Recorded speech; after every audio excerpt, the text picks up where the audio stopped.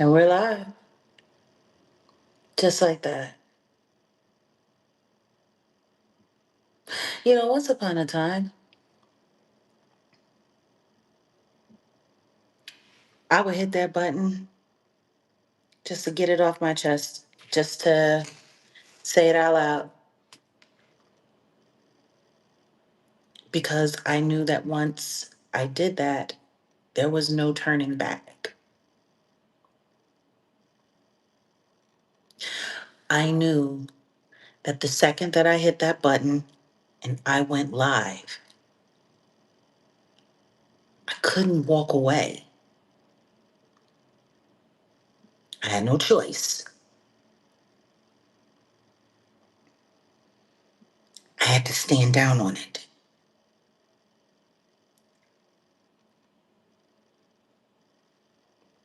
You know,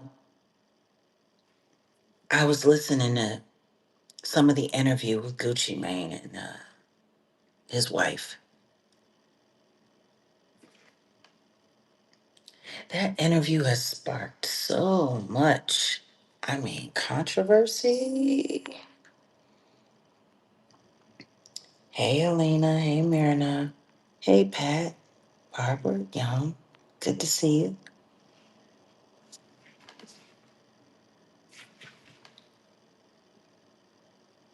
You know, I wasn't going live to sell products. I wasn't going live to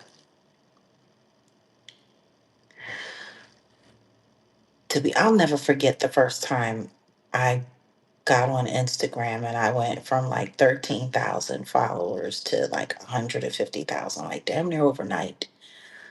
I was like, huh? Good evening, Nikisha. Welcome, everyone. Hey, Taylor. Hey, Jesse. I I wasn't expecting that kind of reaction. And I also wasn't expecting all of the people who reached out to me, who wanted to talk to me. And as we come in, let's not forget to hit that like. Let's let everybody know that we're here. For crying out loud. They fight us so hard to get through the algorithm. They make sure all of the hate stuff and the nasty stuff and all of the fake stuff. Like I just saw a thumbnail from a channel talking about the Carters and me, and they had me in my cruelty-free sweatshirt. And hey, Anita, welcome. But it was a completely different color, and they had me looking like a man. Like I get it. They do the AI photos so that they don't have to worry about getting struck because a lot of the photos that we've used are copywritten photos. So if we choose, we have the ability. I get it. But they got me looking like a whole dude. They got me looking like I got Down syndrome and some of them. Like it's really weird. It's really weird. But whatever the case may be, this is me. And I think a lot of people have a problem with that. Like today, I was watching some content, somebody just doing some legal commentary.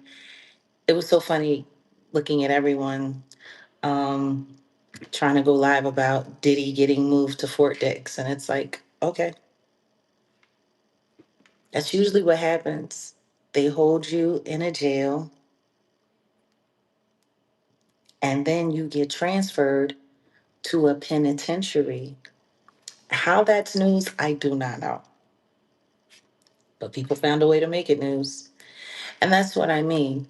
Um, Me getting online wasn't about trying to go viral. It wasn't about trying to make a bunch of money or take advantage of a bunch of people or tell a bunch of crazy stories and collect a bunch of stuff. Like, I'll never forget, it was a few years back. And it's so funny because you remember we were talking about the brick lady the other day, right? So the brick lady, she did get sentenced. She has to do 90 days in jail. She's banned from being on the internet for 10 years. And I think she has to pay all the money back. And they were talking about what she spent the money on. Like apparently she spent it on a bunch of Uber transactions. And I think she went to Jamaica a couple of times. Good to see you all as well. And well, it's too late, Tars, because he's in Jersey. He's at Fort Dix. And, you know, when I look at people and why they choose to be online, like what I've come to learn is there's three kinds of characters that you'll find online. You'll find those who have a message that they want to get out to the world and they want to be able to push through and push that message out there and get that message out there for people to hear. That's pretty much my category. Then you have those who are there to disrupt, to take advantage, um, and to Uncle Molester the public in every way possible. And then you have those that are there specifically to make money. Because that last one that I just said, they don't always make money. Online disruptors, some of them are literally there just because they get off on disrupting the world. They do. Some of them,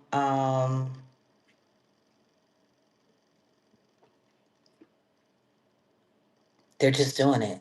But then there are others that are there just to make money. Now, sometimes the first and the last, they line up. And sometimes the second and the last, they line up. But you have to ask yourself, what are people's motivations? Like a lot of these content creators, I would love to ask them, what's your motivation every day you go live? Like for the people that go live every day. Like there are people that literally go live every day. Very rare. You do not see them. They go live every day. They post multiple videos a day. Um, and the truth is the stuff that they're talking about, you can go and find it for yourself. You can go and find it for yourself. Like it's really not that hard to get this information. You can download Pacer so that you can look up all the legal cases yourself. You can go through Google, which is what most content creators do. And then there's other content creators, they don't even bother to do any of that. They just sit on YouTube and they go video for video for video and then figure out which video they want to do a reaction on. Hey, Reese. So that's what you got. That's what you got going on. I don't know how many people have done reaction videos on me. And part of the reason why I'm here is so that you don't have to listen to everyone else's opinion of what I said. You can just hear it from me. Like, even if I sit on someone else's platform, they still have the ability to cut it up, edit it, hack it, do whatever they want, and put it out how they see fit. They can change the entire tone of what I said or what I meant if they choose to without my consent because they own the content. And that was the purpose for this channel, to give people the opportunity to hear it from me. And I can see why YouTube and the algorithm is pissed off that my channel is growing, because the larger my channel gets, the more people get to realize Jaguar Wright actually has her own channel. See, I'm Jaguar Wright. All of that other stuff that you see, images, videos, clips, like when you see people, there was this one little substitute. Man, I'll never forget when I got arrested in that pool. She was the first person to reach out to me. The first. Some weirdo YouTuber. Well, thank you for sticking around for so long, Reese. I appreciate you. And man, she couldn't wait to put money on my book so she could get an exclusive interview with me so she could take it in, you know, chop and screw it and do whatever to it. But I've learned along the way that if I want to make sure that people get to know the real me, I got to put myself out there. Now, I used to do it on my Instagram. My Instagram, that was my space where I would share, and then I would take it and share it to other platforms that I was on. I don't even touch Facebook anymore. I ain't gonna lie. I haven't touched Facebook for real. Like main vein, go in there. I couldn't even tell you what the filters look like. I have no idea. My account was disabled. I got reported for a bunch of stuff. Like people come so hard at me and for me. I can't even begin to explain. But tonight's conversation, it's really because I'm a little sick and tired of the comments on the Candace Owens video that we have up because my God, just I'm not hating. People can support whoever they want to support. And if you choose to support someone blindly, then that's your choice. You can do whatever you want. You can do whatever you like. Hey, that's America. Well, kind of. I'm not so sure anymore. And please, guys, please keep hitting the like button. Don't get nervous. Don't get scared. And if you want to participate in the chat, all you have to do is just grab a membership. We're a membership platform here for the most part. And I think you want to become a member because we got some more members only content that's going to be coming. You know, I know some people, they like to be in a rush to curate or they like to be in a rush to throw up as much content as they possibly can to justify why you have a membership. I think for us, the membership that we have is for community. So we can build this community and the content that you get that we put up, we're very conscientious about what we put up. So we're just not going to be throwing anything up. And we're just not going to be throwing up videos after video after video, just be doing it. That's not what we do. That's not why we're here. So when I see us put up a video, and I'm not saying it's getting like crazy engagement, it's getting some engagement, but what I'm noticing is getting the most engagement in that Candace Owens video is the comment section. And I mean, don't get me wrong, I'm not saying that there aren't people that defend me, or any of that, because they do. And I appreciate everyone who ever has, who's ever defended my character, or who's ever defended Jag didn't say that. That's not how Jag is. Well, I appreciate all that. But I don't ask people to go off on Geronimo missions. I don't expect that in any way, shape, or form. I would never ask anybody to do that.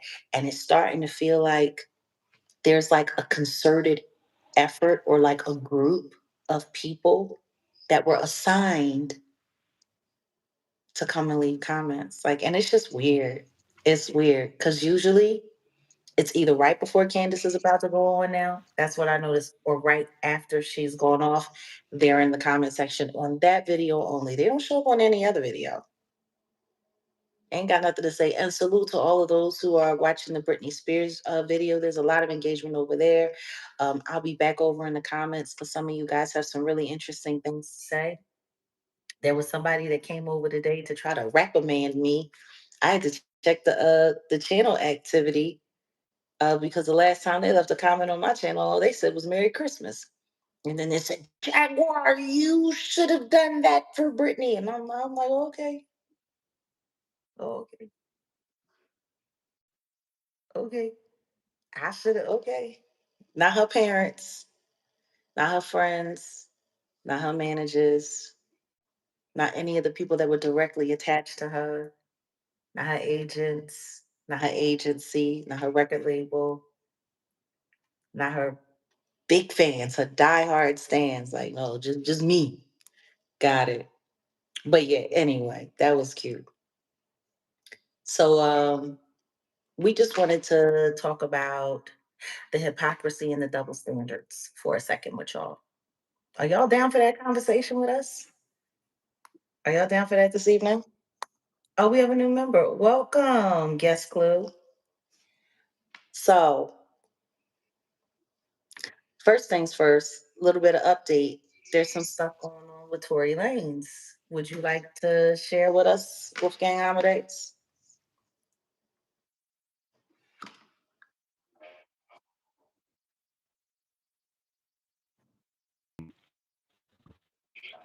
Yeah, a lot of stuff going on, but apparently, we have.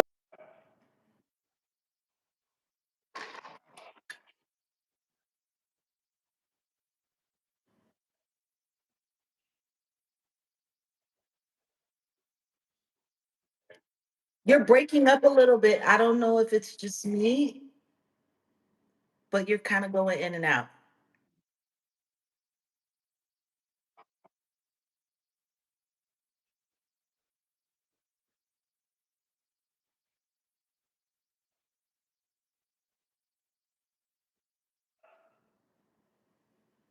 I don't know if it's just me, but you're kind of like going in and out.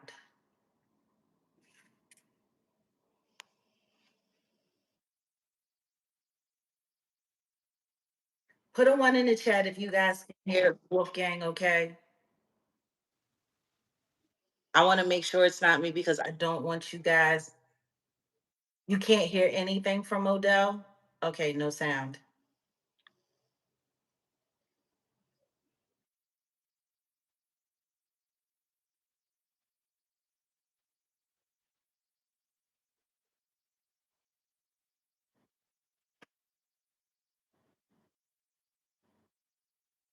Yeah, nobody can hear you. They're saying can't hear you at all. So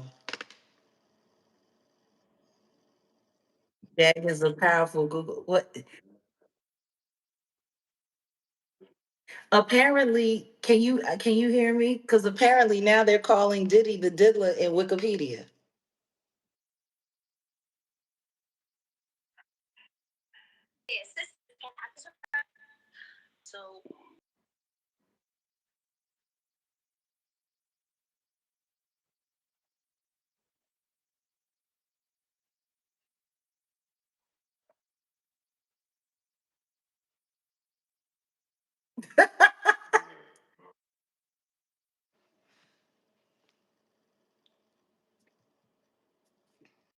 We're working on it.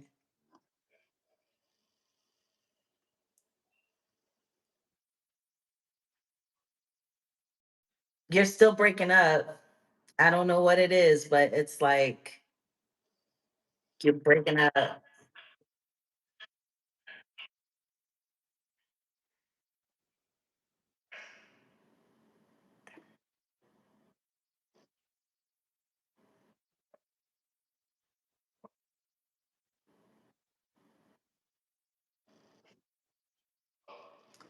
I can hear you. Can you guys hear Odell? Can you guys hear him?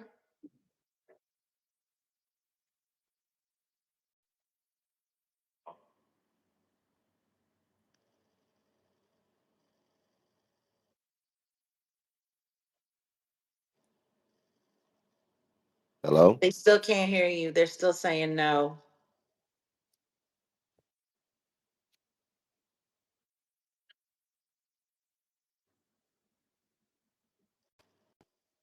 Oh, I just heard myself. What part of the game is that?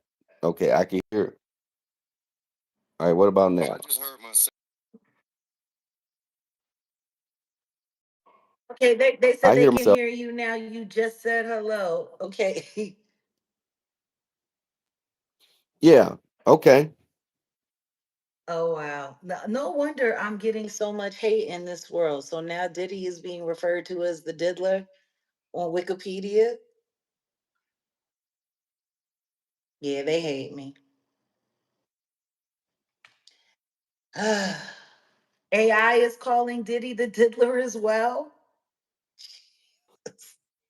Yeah, they really hate me. Awesome. Yes, they can hear you.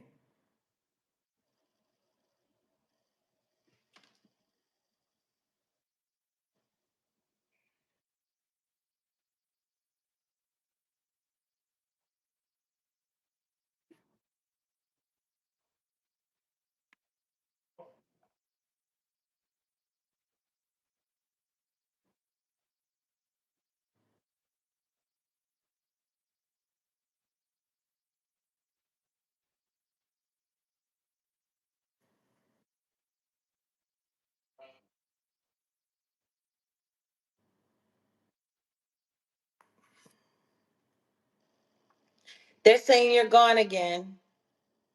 This is crazy. By the time you figure it out, you're gonna have to leave.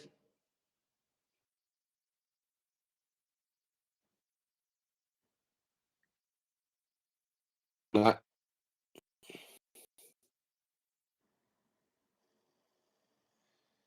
Can you hear me? Hello.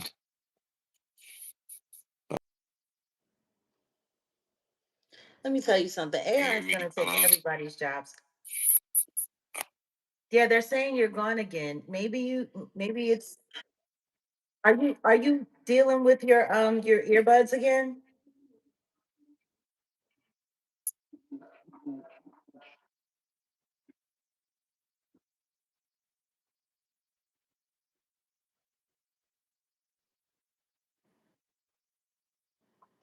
If I do that, I guess I'm fine. I think I still can't hear myself. If I do that, okay, yeah. I guess I'm fine. Never mind. All right, I'm gonna just stick. I was trying to show the Can you guys hear him okay? All right, Pat Blair is saying that she can hear you now, saying it's fine now. yeah, I can hear.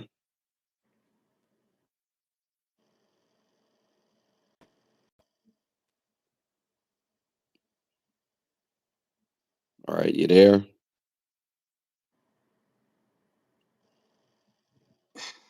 All right, you there? They be hating. They be hating. They hate And then so now I tough. can't hear you. That's the thing. But it's Now you okay. can't hear me? No, I mean I could barely hear. They just yeah, it's tripping. You know how like you could it don't matter. Nonetheless, what's up, y'all? This thing is just tripping.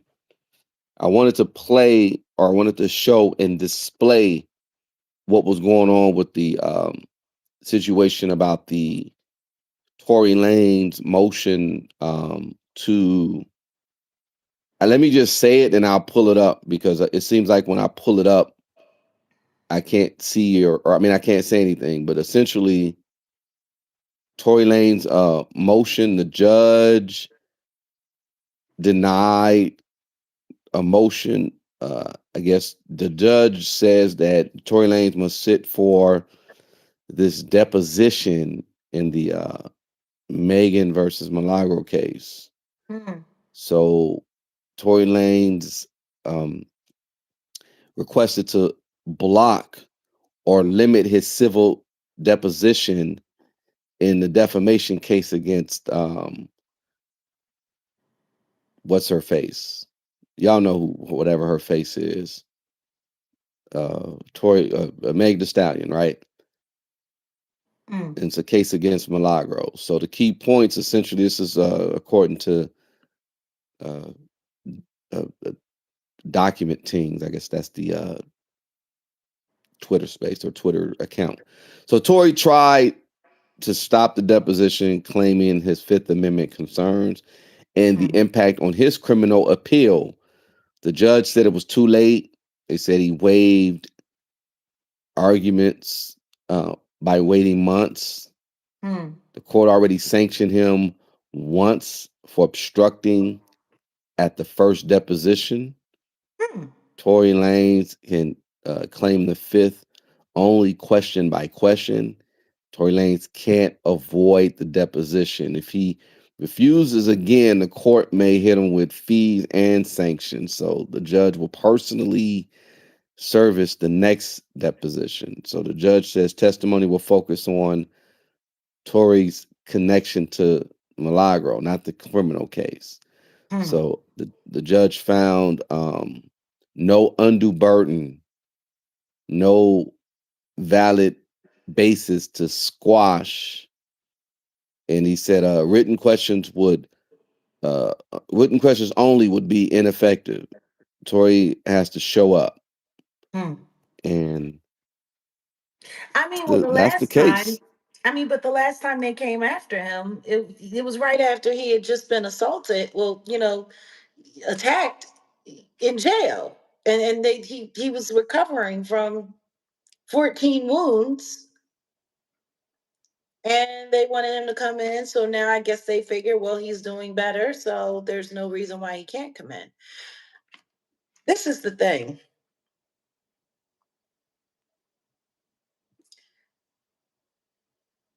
Why doesn't he want to do it?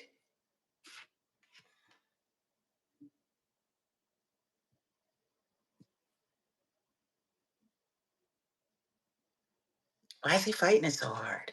I think it's kind of cheesy and I think it's kind of greasy, but this is Quinn Emanuel. This is Rock Nation. This is how they play. They play dirty. And the evidence says that he's been framed. So, you know, uh, is he trying to protect Milagro? Is that what he's worried? He was worried about protecting Megan. He was worried about protecting Kelsey. Is he worried about protecting Milagro? He probably is. You hear me?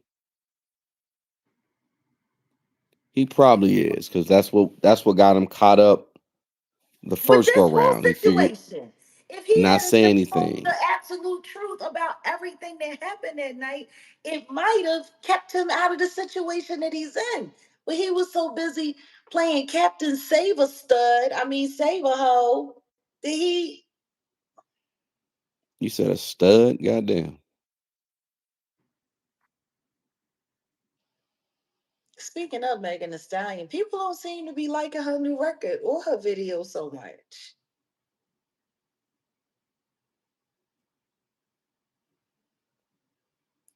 Milagro Grams, aka Milagro Cooper. She was part of what was that Mob Radio. Used to do content. I think at one time she was doing content with Armand Wiggins. For I think it was Mob Radio. She's, a blogger here, social media spheres and whatnot. And she was pretty much, going hard for Tory after the conviction.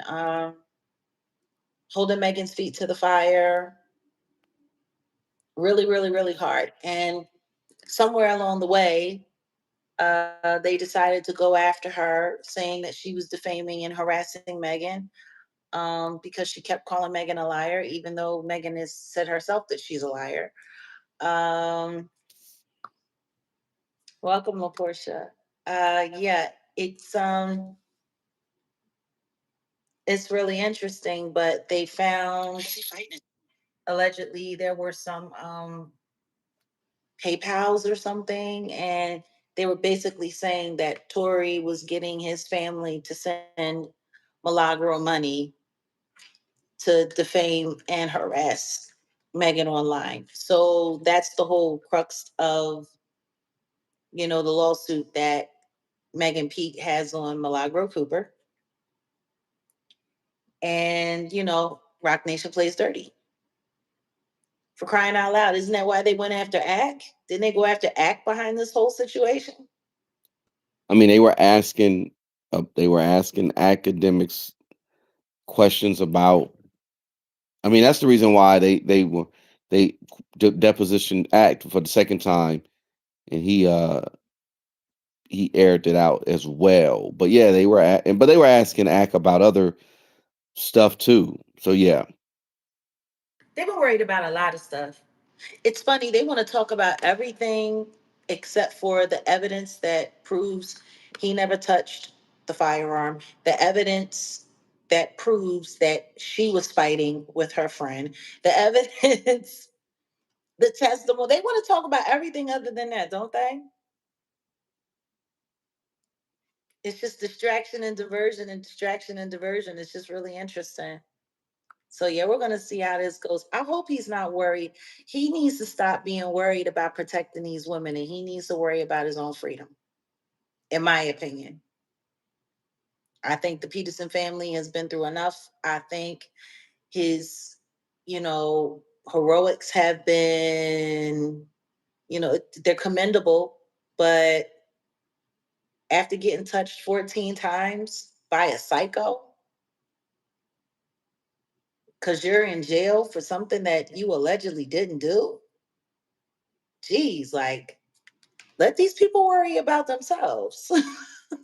Let these people worry about themselves and you worry about yourself. Because I couldn't imagine being his parent and just be emotional up and down and everything that this case is putting all of them through. Like, please just keep the Peterson family in prayer. Keep Tory Lanez in prayer. Like, the simple fact that he got poked up, like, as soon as the Diddy trial started. Like, I thought that was kind of strange. Then the next thing you know, R. Kelly got rushed to the hospital because he was poisoned during the Diddy trial. Like, there was a lot of wild stuff going on during the Diddy trial. It's it's kind of crazy. Kind of crazy. It's like a lot of people were getting warnings or just getting shots sent at them. Like, I don't know. But yeah, let's keep Tory in prayer. So is there anything else on the current events before we get into the topic? I don't know what else. What else? I mean, it's a whole lot. I'm good on the Diddy distraction. That's There's nothing to just talk about. ridiculous. You want to know what's funny? Everybody's talking about it except for TMZ. TMZ talking about everything else other than Diddy. Ain't that funny? They ain't saying nothing. They ain't saying nothing about Diddy. They ain't saying nothing about him being moved. They ain't saying nothing about, I guess they're gonna just be a little bit quiet. Now they got Agnafilo back out talking, running his mouth. I told you about the commentary that Walina D gave. Oh yeah, we were already talking about that before you got here. We were talking Oh, about, okay. yeah, we talked about the brick lady and we talked about her sentence. And it's funny because if I do recall, I do believe I said, I do declare, I said she's gonna get a little bit of time, a lot of probation, and she's gonna have to pay some restitution. Yep, and that's exactly what happened. She got 10. They gave her 10 years probation. 10 years she can't be on social media. I said, wow. And yeah, 90 days in jail, and she got to pay the money back. Yep, you called it. It would be nice if a bunch of other YouTubers I know, if we could create that possibility for Oh them. no, that Jag, that's gonna happen. I know they're online right now doing whatever. I guarantee you, when I'm done, that's gonna happen. I guarantee you. Man, I'm surprised they didn't get Tasha K for all of those fake hurricane disasters that she used to do. Because she did one for Panama City, that little swamp town that she from down there in northern Florida, northwestern Florida. She did one. She raised all of this money. She stayed online all day, all night, getting money, getting money, getting money. And she never sent a dime of it back to that town. Not a dime of it. And I know that to be a fact because I went there. I literally went to the town where her and Lionel B grew up, and I turned over every stone. I mean, it's not that much to do. It's a rather small town, and man, I'm telling you, she ain't send a dime. Can you imagine if they had got her for that? What would she do if she couldn't get on social media for 10 years? Mm. What would she do if she would have to give back the millions of dollars over the course of the past decade that she's scammed out of unsuspecting people online. And I'm going to say millions because I believe it's millions. The way she like to represent, it's got to be millions. Yelling entertainment and all of that and carrying on. Like she sat there online. I went to the house. She was like, "Look at my mama's house. My mama was in the house and the tree came through and my mama's living in this house and everybody's house is messed up." Now she wasn't lying. The town is totally destroyed. I don't even know if they've been able to get it back to normal since when I went. Like it was bad. They had to shut down schools, the whole 9 yards. Town completely crippled. Completely crippled. She had GoFundMe's and everything. And everything. So why ain't nobody pop up for that? I don't know. Even Sweet Ma did a whole documentary about it, highlighting it. It's right here on YouTube, Surviving Tasha K. And about her narcissism. It's very interesting. Mm, She called that was the young lady. I told you she's a mother of a special needs child. And Tasha K called a CPS on them, and CPS came to her house while she was live online, terrified the child, the whole 9 yards. Oh yeah. Oh yeah. Real interesting. But what I do know is that we could use at least 300 more likes. I'd appreciate that. Welcome, Lewis. Welcome to the family. So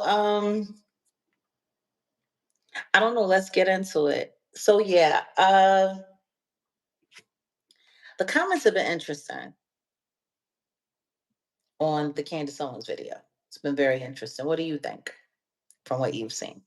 mm-hmm. Man, yeah, yep. It's been Very interesting. interesting. And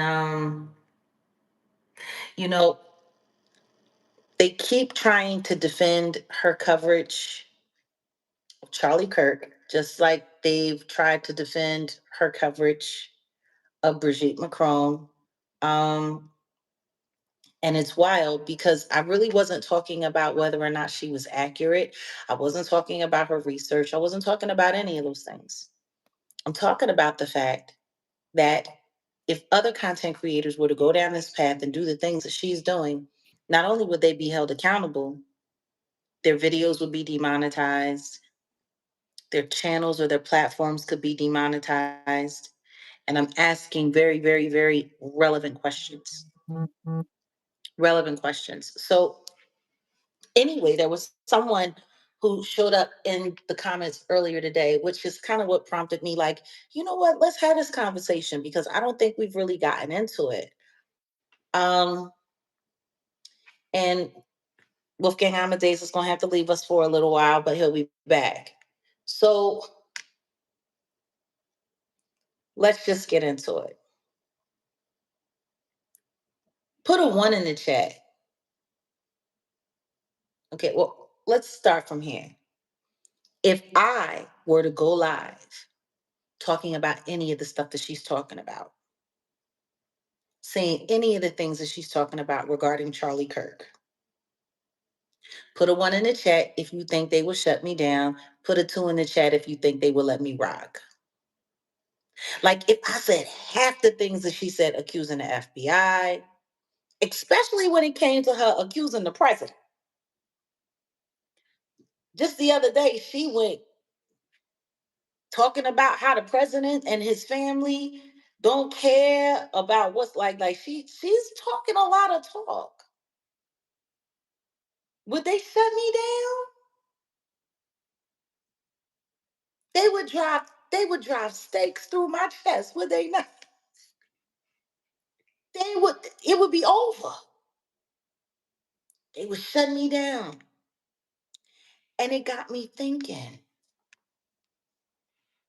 It got me to thinking. Hmm. Now I want y'all to peep this. Think about this. Think about this guy. Now, y'all know who that is. That's Jimmy Kimmel. Actor, comedian, producer. He owns his own company. You know, Kimmel's been around for quite some time. Quite some time. He's on television, he's syndicated, and they shut this channel down and imprison you, try to throw you in an insane asylum, say a Jaguar Wright. You better believe it, Alina. You better believe it, girl. Yes, they would. Just like they've already tried to do when I talked about other prominent pop culture figures that, as it turns out, I wasn't so crazy after all. So I'm just asking, seriously, I want to know, does anybody remember what happened right after Charlie Kirk passed away? Jimmy Kimmel went live on his show for one of his filmings, and he was talking about Charlie Kirk. And he wasn't a Charlie Kirk fan, from what I can recall or gather. Not at all. And he was questioning what they were doing. I see you, Anita. He was questioning what they were doing, with free speech and all of the stuff that was going on. And then he pulled up a clip of the president. And that just didn't go over well. That didn't go over well at all. He questioned the president's sincerity over his grief for the loss of Charlie Kirk. Now, he's a comedian. Comedians say all kinds of things. We know this. But does everybody remember how that turned out?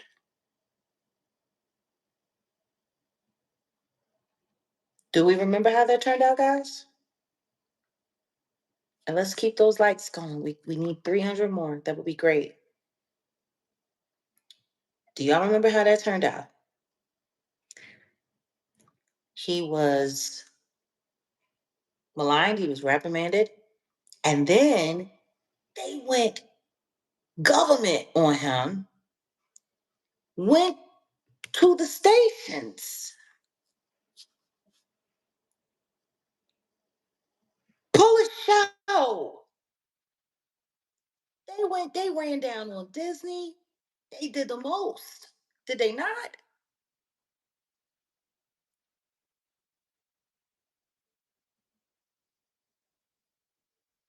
They did the most.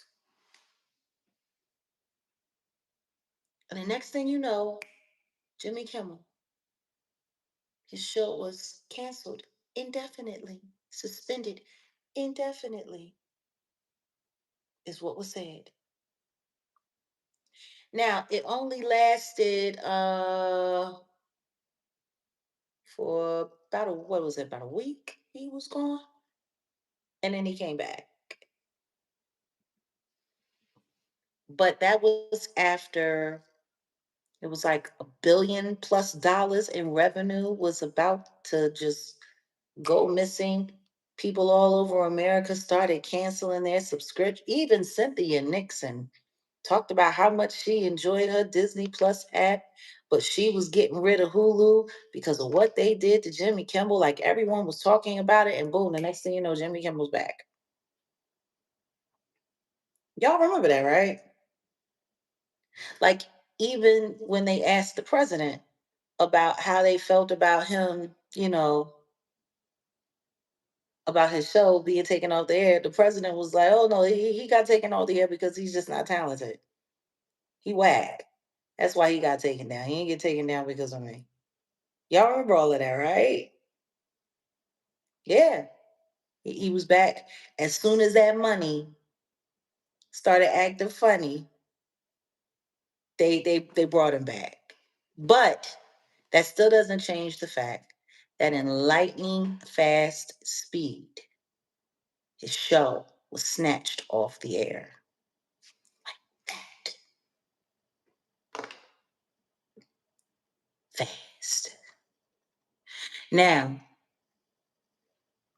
he got snatched off the air for criticizing the president, correct? How does she get to do it? And nobody say nothing.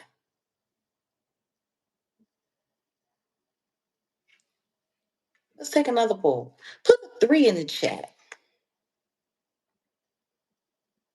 if you think it's a little strange that Candace Owens gets to talk crazy about the president, about his family, and about Charlie Kirk. Tell me, I mean, she's gone live uh, on other platforms, not here, but she's gone live, heavily insinuating that the president and the FBI is responsible for Charlie Kirk's demise. She's put a 3 in the chat if you think it's strange that there has been no repercussions for her tirade on POTUS and how he's handling things and doing things with Charlie Kirk. Put a 4 in the chat if you think she gets a pass because she's just his friend. Or as Kelly would say, because she loved him so much and she's grieving. Welcome, Tony. Welcome to Jag Nation. No, seriously. I want y'all to really think about that. Jimmy Kimmel, his show was suspended. Now, if you ask me, in my opinion, his cachet in media is greater than hers. I mean, don't get me wrong. She's a podcaster and she's a blogger and she was with the Daily Wire and Turning Point and she's married to British, royalty and, you know. See, that's the thing, Taylor. You say, I don't think anyone cares. Why not? Why did they care so much when it was him criticizing the president? Like, why didn't they just say I don't care? Hmm?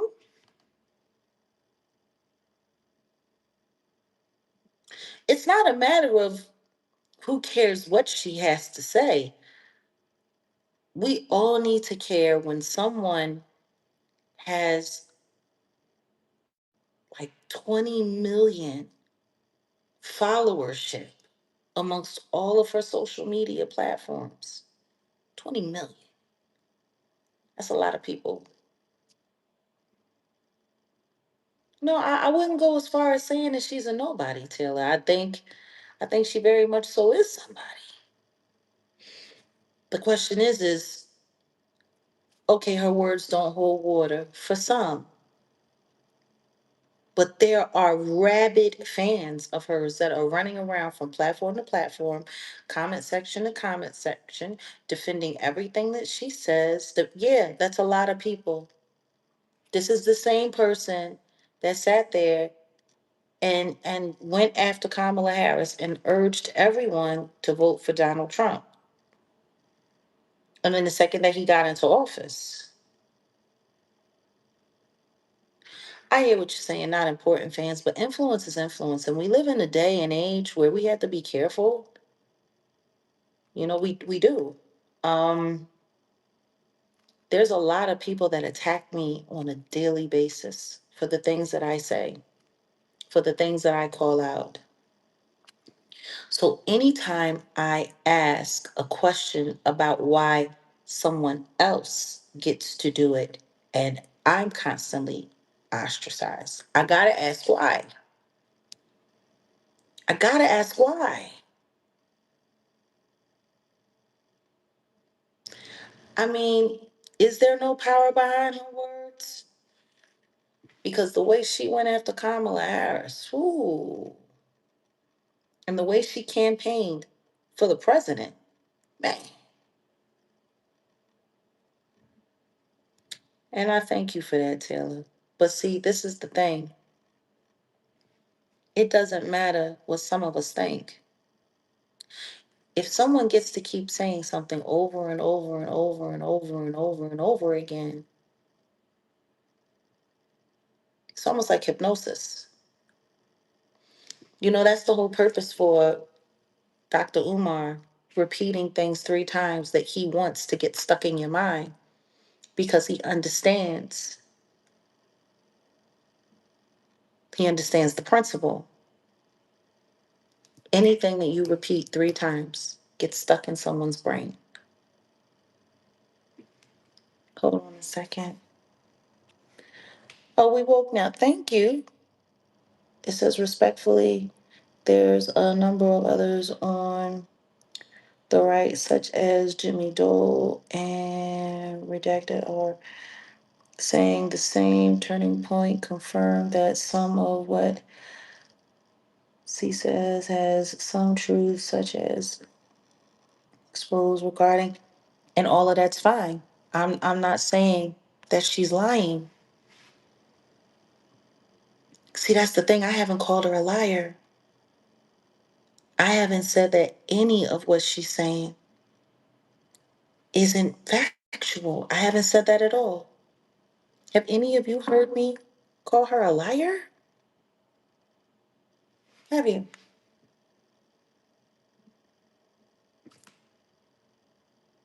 Yes, isn't that suspicious?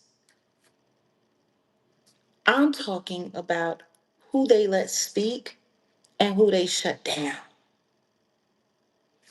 This isn't about whether or not she's telling the truth or she's a liar. It's not about that at all. And that's the thing that I keep noticing, that people in my comments, anytime I speak about Candace Owens, they keep missing that fact too. See, anytime they allow somebody to run their mouth and to run up mega views, like the kind of views she's getting, millions upon millions, anytime they let that happen, they let that happen for a reason. For a reason. You get that kind of access for a reason. When you talk like I talk and you say the things that I say that can upset the balance of the ecosystem of things, you get repressed like I get repressed. You get suppressed like I get suppressed. So this isn't about what she's saying. It's the design of how information is transferred around. And when you think about it, if we're on the same construct and I am being suppressed and I'm telling the truth,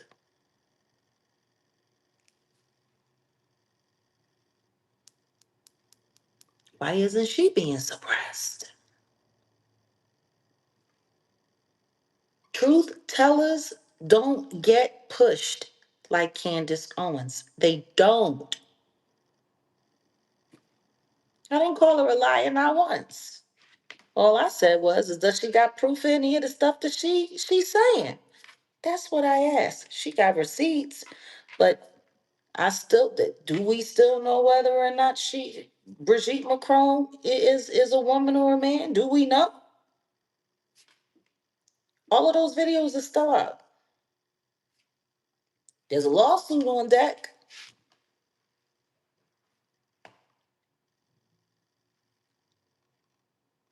Do we know? And the text messages and the documents that she shared, no one's saying that they're not true. What I'm questioning is what she's doing. What is her real aim? What is her real mission? And I got every right to ask that question while we're sitting on the same platform. And all I do is bring up the truth. No, the White House hasn't made any statements regarding the stuff that she's saying, and the FBI haven't said a word about her lightweight accusing her of taking out Charlie Kirk. Not one word. Not one word.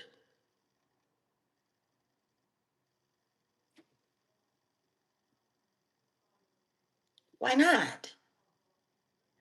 Jimmy Kimmel crack a joke?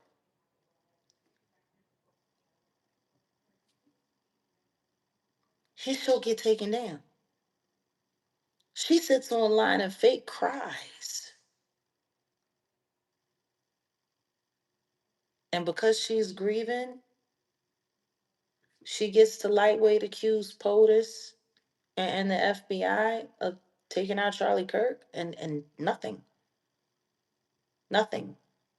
Anytime I'm over here kicking real talk on this channel, we got people reporting, we got people breaking in, we got people sending super chats to do this and to do that. Ain't nobody questioning what she's saying. I could care less. Honestly, I already told y'all I'm not getting into the Charlie Kirk grinder.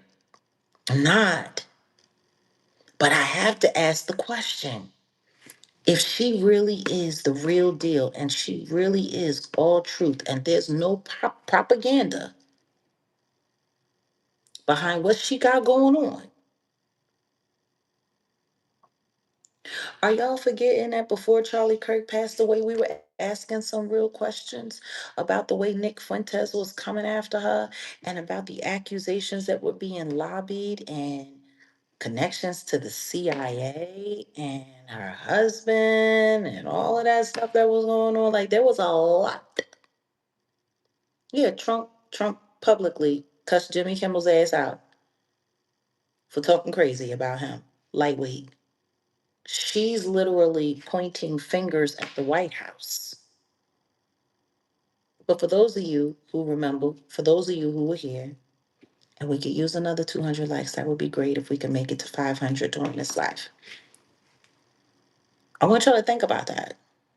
We were asking questions about what was going on with that. Like, why are people that are friendly with them, people that they invited in their home, attacking them, attacking their marriage, attacking it, like the whole nine yards? We were asking these questions, and then Charlie Kirk passed away. And then boom, it all ended. Because we were talking about the lawsuit. And we were talking about, she's getting sued for defamation. People want to try to sue me, put me in lawsuits, do all kinds of stuff. Like, I'm asking relevant questions. I'm asking relevant questions. How is it that she keeps being able to run like she's running with no interruption? Like, I was done the second that somebody crept into the comments and said that Candace isn't monetized on YouTube. Candace is, her channel isn't even monetized. Is that true?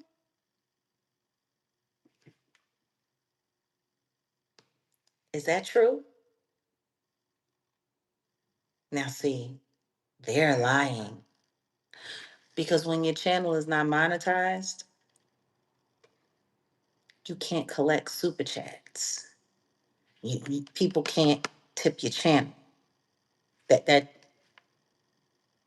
that only happens if you're monetized. You can only get a super chat if you're monetized. So why are people creeping up in the comments on the video over here talking about her channel's not monetized? You're a stone bull-faced liar. Now, I just want to take a trip down Candace memory lane.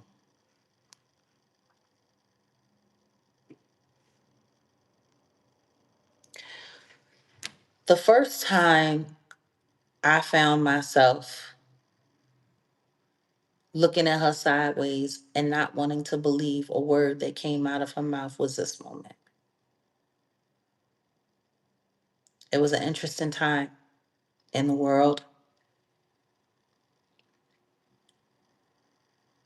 Now, I want to take a poll, and I pray that everybody who is over there in the comments on that video, I pray that you show up over here.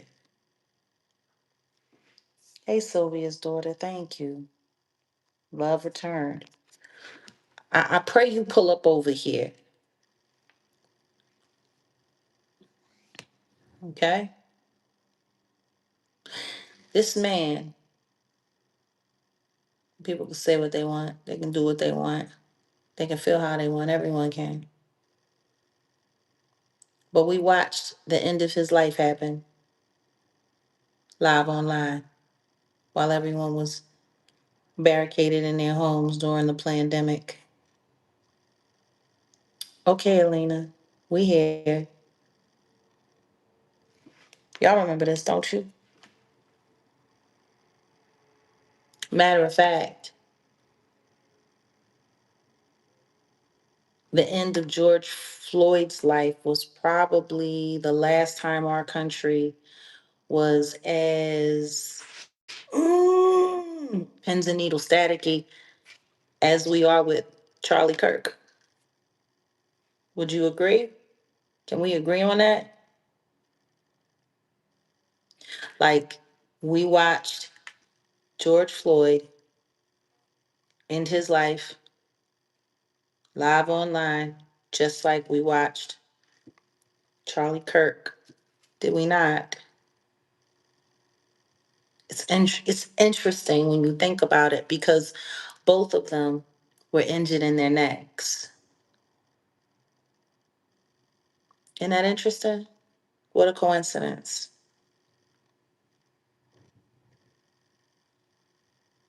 Now, people were about as angry about what happened to George Floyd as they are about Charlie Kirk now, except it was the Democrats who were running the show when George Floyd passed away. The Democrats were running the show hands down. The Democrats was all over the right. They were all over Republicans. It was very triggering, just like Charlie Kirk. Extremely triggering. Now, I don't want anybody to take this the wrong way. I'm not comparing George Floyd to Charlie Kirk in any way. I'm not. Exactly. Traumatization and monetization, my dear. I'm just thinking about the effect of what we watched and how it rippled out into society and what it caused people to do and what it caused people to say. Charlie Kirk was a husband and a father and very devout in his religious beliefs. And George Floyd, he partied and he was a bouncer and he indulged in substances and the last day of his life, the last day of his life, it was a very troubled day.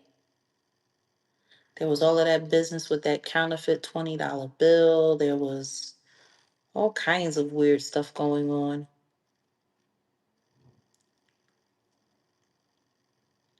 You know, George Floyd's words. No, he wasn't a public figure like that. Like he wasn't. Most of the world didn't even know he existed until he passed away. But after what we saw, we could never forget his name. After what we saw, watching him screaming down on his belly, hands behind his back, restrained. And if that wasn't enough, an officer who wasn't even on the call, who came from across town, that wasn't his call. There were other officers that were already there. He heard about it on the radio and he came from across town. And when he came, he showed up to do business. And we watched him. And we heard the people, get off of him, get off of him. And people were too afraid to do anything. They were too afraid to knock him off because he was a cop and they were afraid that they were going to get harmed. So instead, everyone just sat there and yes, crying for his mother. Yeah, I know, Tony. We watched that man beg for his life. We watched him. We watched him beg. We heard him say, can't breathe.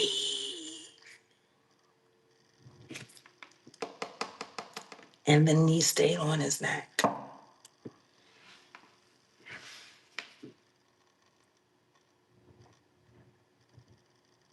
It was triggering. It was triggering.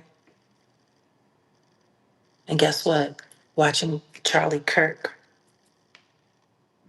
on camera was also triggering.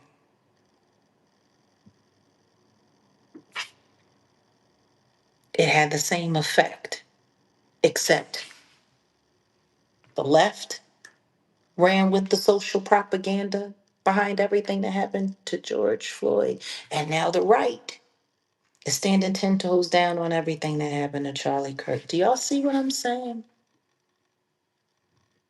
Do y'all see what I'm saying? Am I making any sense? This is not me comparing the two men. This is not me saying that George Floyd was anything like Charlie Kirk or vice versa. This is not me saying, no. I'm talking about the effect of what we watched. Because George Floyd's demise was shared all over social media, all over television. They made sure we didn't miss it. Nobody could have, just like with Charlie Kirk. Am I making sense? Okay. These are extremely King Von too, yeah, yeah. Nipsey Hussle.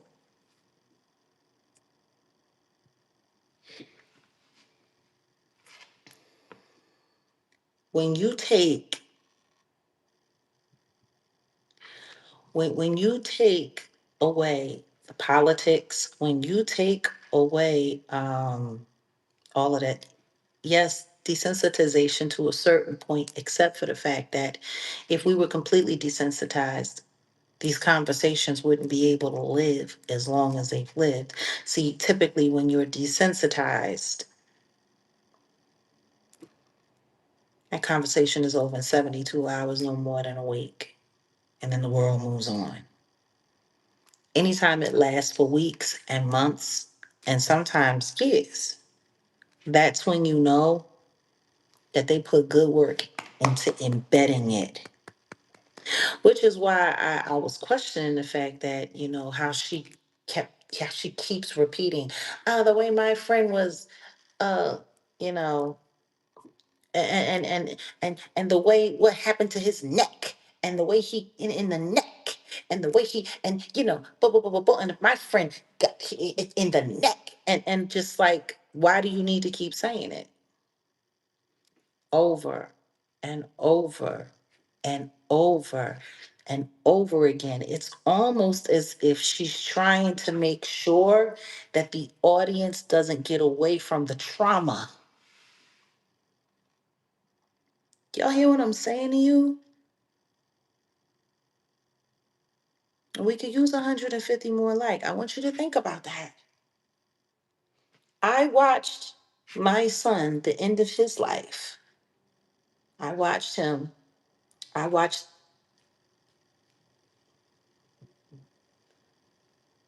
his flesh, his torso be pierced 8 times. I watched it. It was on film. It was on the CCTV. I saw my son fall.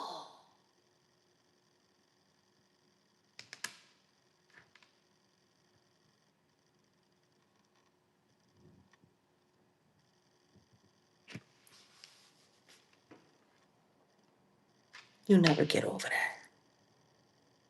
It never leaves you. It stays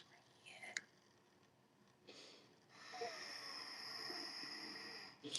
It's like it just grinds in the head. First class trauma.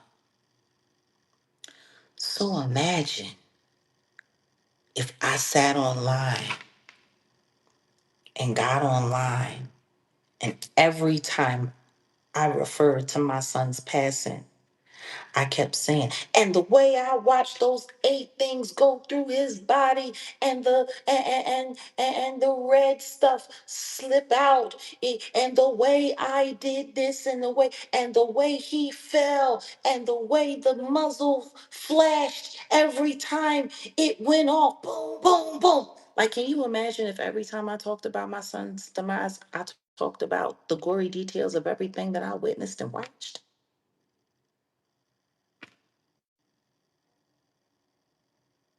See, the only purpose for me to do something like that would be if I was trying to keep whoever's listening to me and whoever's watching me traumatized. Look at the super chats on her channel. Every time she gets to talking about what happened to Charlie, those super chats go. See, this isn't about whether or not her information is bad or good. This isn't about whether or not she's lying or telling the truth. This is about the way she's choosing to disseminate her information and how she's doing it. Why is it that some people get to say the N word and the R word and all of the words that get your channels demonetized, and other people can say it and they videos is just fine? See, that's a good question, Luna. Is she an agent of chaos? You want to know why I also bring up George Floyd? I'm a little bit around. We gonna get in and out and all the way through. Okay.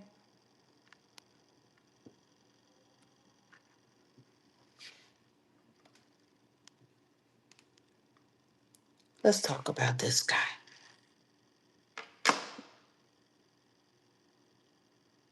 See, there's nothing wrong with investigating things. There's nothing wrong with trying to get to the bottom of a confusing situation. There's nothing wrong with any of those things. There's nothing wrong with that. We do it here all the time. But I'm careful about the way I do it. Let's talk about Kanye West for a second. Now, there's this guy, he's got a channel. I'm not going to say the name, and I'm not even going to give him a shout out because I think he's absolutely stone mad nuts. But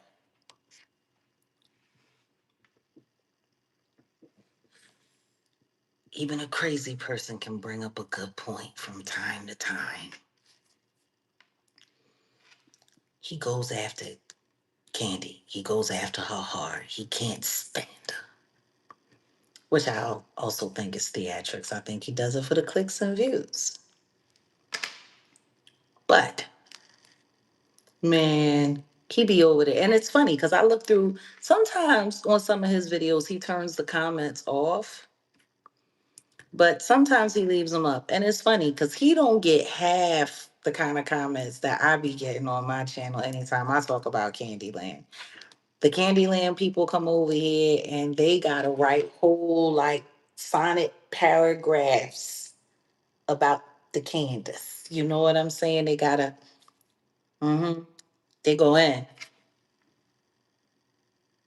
He don't get that many characters on his channel when they come over there. Matter of fact, most of the people that come over here vying so hard for the candy, they don't ever show up on his channel. I checked. They only go on certain channels, these people that come through and they leave these comments. Certain channels. And what I'm starting to realize is anything that has impact or anything that has the potential to create impact, they go.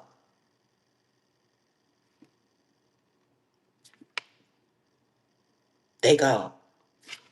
If they think your voice got power, if they think your voice can do damage or sway people's opinion in any way, they swarm.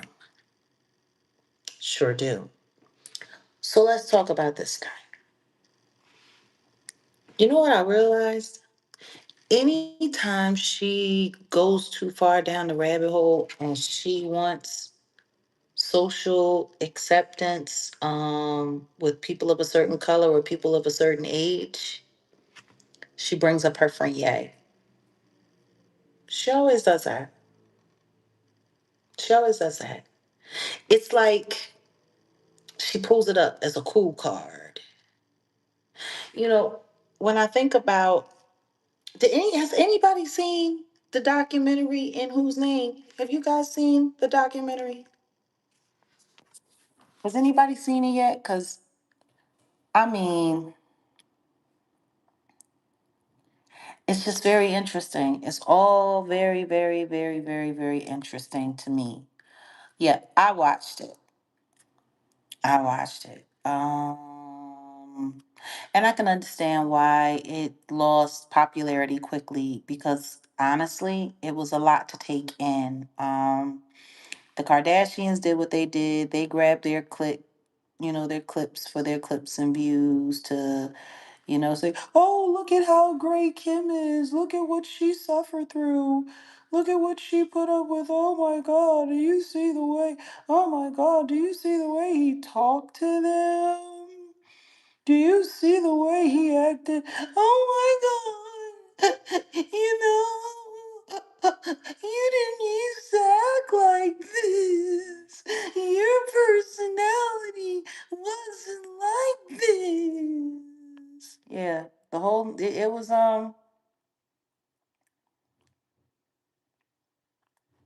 I'm gonna be honest, it was a shit show. It was. It was an absolute shit show, and the only way it makes sense for that stuff to be out there like that, the only way it makes sense is if hmm,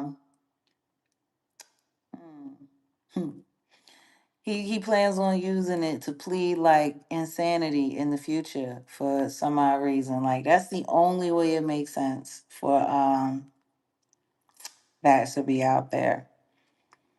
Yeah, I I know that it's supposed to be an avant-garde piece about him fighting for freedom in the midst of his mental health being challenged. I know it's about him trying to aspire to an altruistic, or whatever, and this new level of artistry. Like, I get all of that. I understand what the arguments are. I understand what people are saying.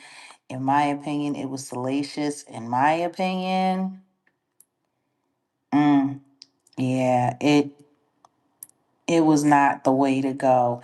And it's funny because listening to the Gucci Man Keisha Kaur interview and then thinking about the stuff that we saw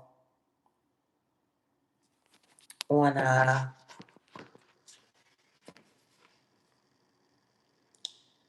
thinking about the stuff that I saw on Kanye's documentary. And it was funny because Candace was sitting there, oh, well, yeah, he doesn't do releases. And I wonder if I'm in. I wonder if I'm in it. I wonder if I'm in it. Do you see how big her fucking smile is on her face? Like, man, does she smile like that at her husband? Huge smile. You want to know who used to have that glassy, doe-eyed smile, that goofy smile stare on their face when they used to just stare at Kanye? Kim Kardashian sure did. Before they went their separate ways, before he went off the reservation, I mean, you should go back and just look. She,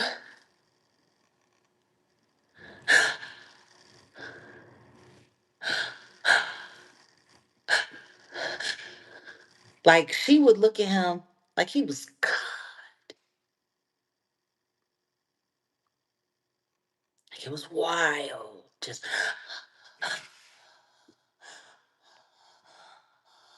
the way she would stare at him. And it was funny because I used to look and be like, I wish I could say that I think that that's love, but I don't. That's Marvel. That's Marvel. Like, that's ogling. That's not looking. That's, that's wonderment. That's curiosity. That's mm, accomplishment sometimes.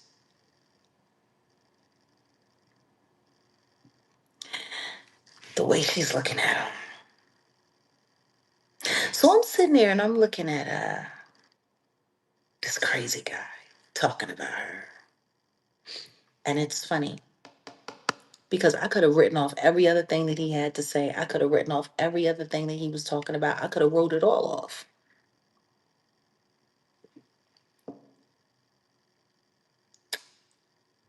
But he brought up a good point.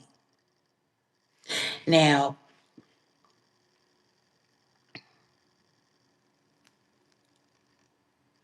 Kanye had had a breakdown, went into the hospital before he decided to run for president, before he got hooked up with the Turning Point, before he got hooked up with Charlie and Candace.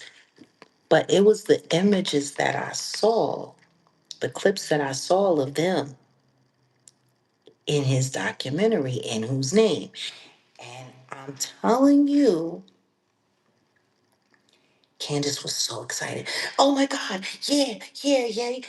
And she's sitting there and she's scribbling across the board and she's downloading him with information on what they need him to help them disseminate. They were going after Black Lives Matter. They were going after Black Lives Matter heavy. Now, newsflash, this is not me defending Black Lives Matter as an organization in any way. Odell has has ties to some of the people who are like, you know, the forerunners who helped start the movement. He doesn't really know the other people that were caught up in all of the salacious and scandalous stuff. But Dr. Melina Abdullah, I met her. Um, Lovely woman. I can't speak to what she was involved in or what she wasn't involved in. We do know that there was scandal. We do know that there was misappropriation of funds. We heard about the mansions that were bought, whatever the case may be. But Miss Candy over here, she was on a mission to destroy Black Lives Matter, if you guys remember. Like she was on a mission, like it was an assignment. And I think because the Black Lives Matter movement kind of sprung up in the midst of the death of George Floyd. I think for whatever reason, she thought attacking his demise and attacking his life and the way he lived was the best way to shake people's faith and to shake the reputation, you know, of Black Lives Matter. I mean, and so I'm sitting there, and if you go and you look in the movie, and she's sitting there talking about she didn't know whether or not she was in the movie. She knew. She knew that little boy was there filming. She knew everything that was going on because this was also in the movie. Now it's funny because when this part of the documentary popped up, you saw her around, but they did not have this image in the film. It was just him.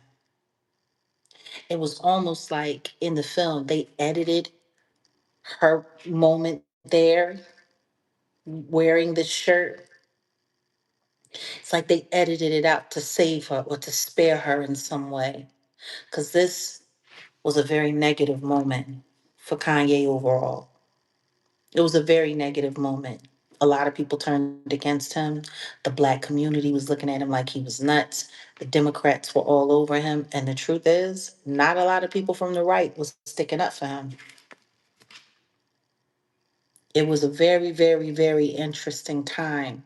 It was almost as if they were able to convince him to take his loudspeaker, which once upon a time used to be one of the biggest loudspeakers in the world,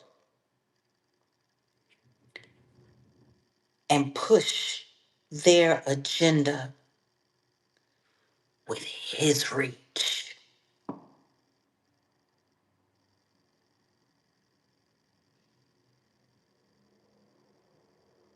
I want y'all to think about that. Now I'm sitting there listening to this crazy guy talk, but he said something and it got me to thinking. Oh, if you see it in the documentary, yeah, yeah. And I'm telling you, you're gonna be able to get out there and you're gonna be able to reach people. And I'm telling you, man, because Black Lives Matter, we gotta get this taken down and wooty woo and yada yada yada yada yada. And it's so funny because I remember saying that all of the rhetoric that he was kicking on Fox News, those very, very, very, very, very like polarizing interviews that he did with who other than Tucker Carlson, her good friend, her good friend, whose father was a CIA agent, who he got caught lying about knowing whether or not his father was a CIA agent. I'm sorry, Mel, I'm cooking. Nobody's remembering it was Kanye who sat down with Tucker Carlson talking shit about Black Lives Matter, talking shit about George Floyd,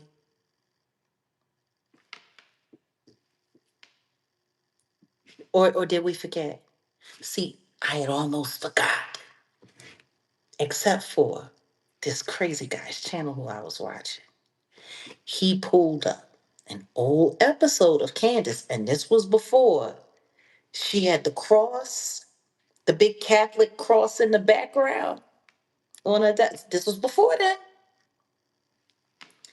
What we got going on here? Hey, Jay, you be cooking.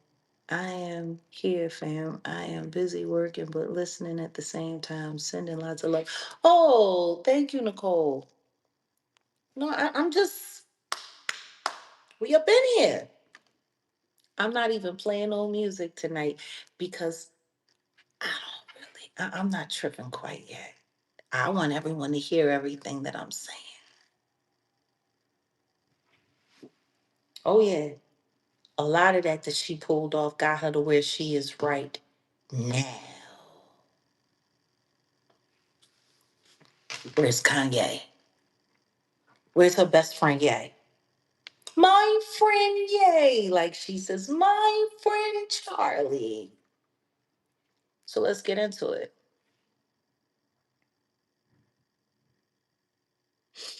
Mm. Tucker Carlson ties to the CIA. A lot of stuff wrong with that whole thing, especially considering that he's in the news. This is her very good dear friend. And her husband, around this time, was negotiating the sale of Parler, the social media app that her husband was behind. They were going to sell it to him. Now, like I was saying, I'm looking at the crazy guy's channel and he pulled it up. She was wearing this like nude beige blouse with check print, with the checker print, green checker print all over it. Looked like something that she got out of her grandma's closet. And it's much older than her.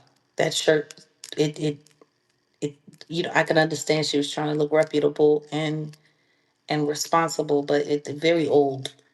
Like it was older, like, she stole that out of Joan Rivers' closet, from like yard sale or something. I don't know. But whatever the case may be, that's what she was wearing. So if you want to go back and you want to look at the video, you can see for yourself. And she was playing Tucker Carlson,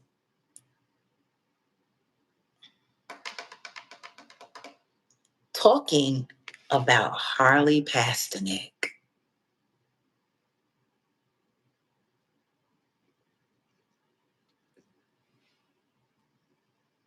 Okay?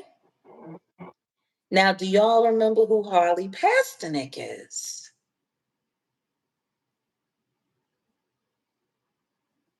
Does anybody remember who Harley Pasternak is? Welcome back, Sat in the West. What's going on, Wolfgang Amadeus? Who was who'd you say? Charlie Pester? What? Harley Pasternak. I don't know. Harley Pasternak. You know what? Let's ask Siri.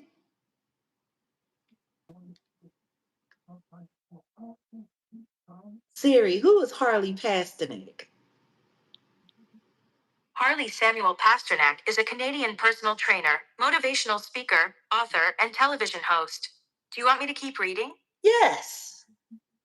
Pasternak is known for working with many celebrity clients as a personal trainer. He is also known as one of the co-hosts of ABC's 2012 daytime talk show, The Revolution. And AB, thank you for stepping in with that fact. He was also working with Brittany Murphy and Mac Miller when they passed away. Mac Miller was alleged to have passed away from pharmaceutical overdose, and they said that Brittany Hmm. had pneumonia.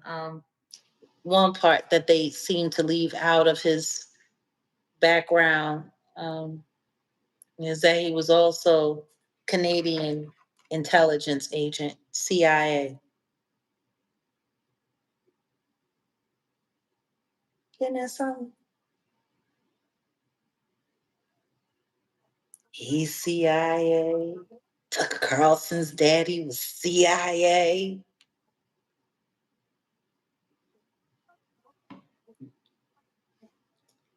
Let's look up all his clients.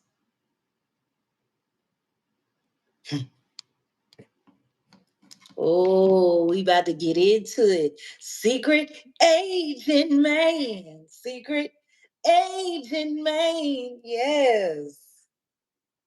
Oh, some of Harley Pasternak's clients. Rihanna,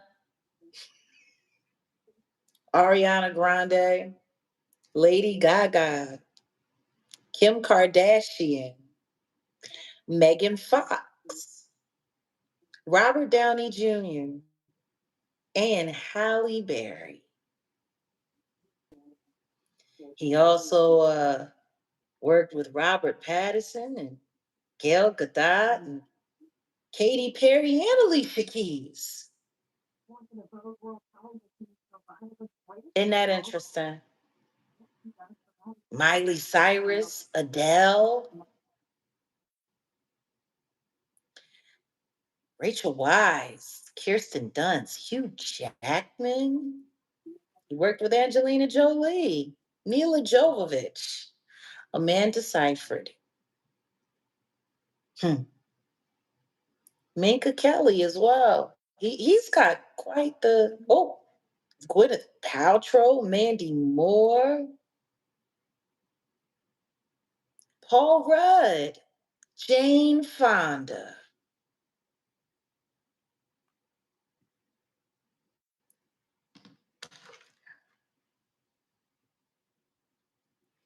It's a really interesting client list. What do you think?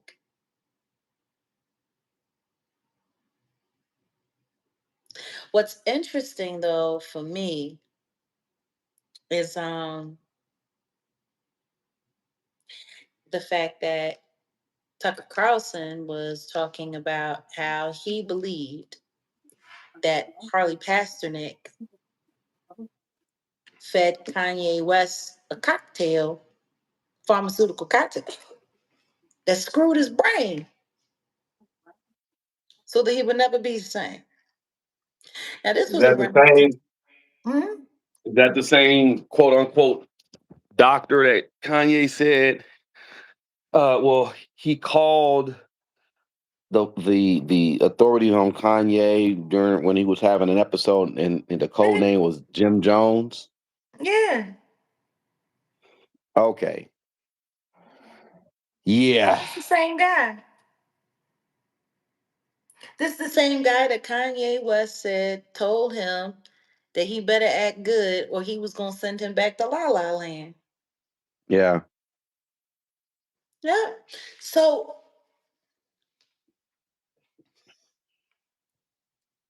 in the midst of all of this, Tucker Carlson is sitting there doing an interview talking about what happened because that's why Candace is always talking about I will always be his friend after what they did to him. I will always be his friend. You don't know what Hollywood did to him. Whoopty whoopty whoop and yada yada yada. And she cares so much and she cares so much. But what has any of them done to bring Harley Pasternak to justice? Because if y'all truly believe that this is what he did, and by the way, guys, we're 120 likes away from that 500 likes we need for this live. I want to know. I want to know. Mm-hmm. I don't want to know whether or not Brigitte Macron is a woman. I want to know. It's so funny. Somebody came and asked me, why didn't I do something to help Britney Spears? Why didn't she do something to bring Harley Pasternak to justice?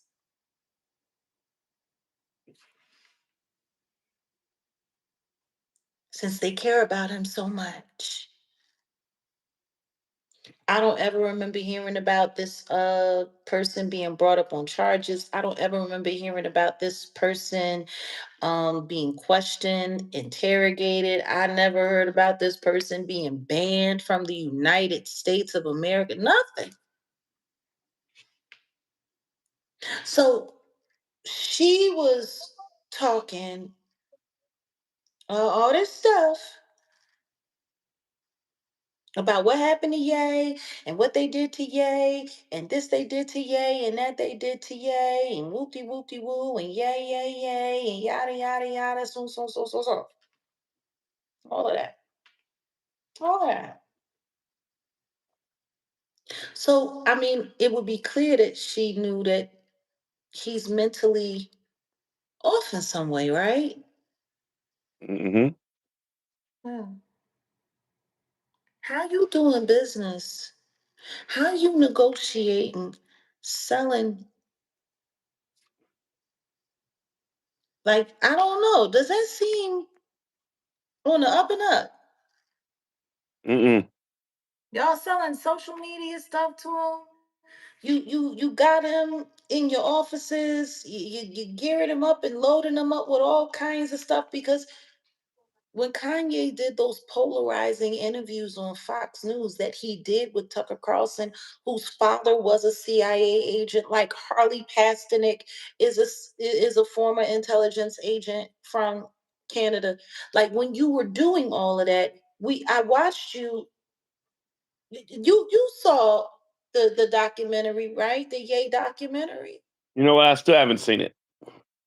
Oh, we got you gotta watch it I because gotta there's a watch whole it. scene. There's a whole scene where her and Charlie Kirk had Kanye in the office and they were downloading him with all of the information that they wanted him to share with the world Mm. about the evils of Black Lives Matter and how George Floyd was nothing but a drug addict. And if he didn't die from the injury to his neck, he died from the Fetty Wap. Mm. Like you should have saw Candace. She was all excited, like, yeah, man, I got me a rock star to go out there and spread this shit for me. She was so hype. And they're sitting there, huh? Yeah. Like they sitting there dancing off beat to power, jumping around like Drake used to there and do the Richard Simmons stuff when he would do his live shows. Yeah. It was really interesting because pretty much they were able to use Kanye West, even though they knew he was coming out of what they said was a pharmaceutical induced psych moment, load him up with a bunch of information, and then send him out the world to say a bunch of harmful, terrible, damaging things. Now, I'm not saying, once again, this isn't me sticking up for Black Lives Matter or saying that there was no corruption in that organization at all. I won't say that. Like I said, there were things that were handled. I've met Dr. Melina Abdullah. You know Dr. Melina Abdullah. Just because there is corruption in an organization doesn't mean that everybody in the organization is corrupt. Right. Yet, she ran with this whole George Floyd was an addict. He was an addict. And the reason why he passed away was because he was an addict. It had nothing to do with what we watched for what, damn near 10 minutes. She sat there and she sold that. And then she got Kanye to go out there and sell it too. Sure did. See, that's the first time I started questioning her because I'm sitting there looking like, what you getting out of this? Why are you sitting here inflaming the nation?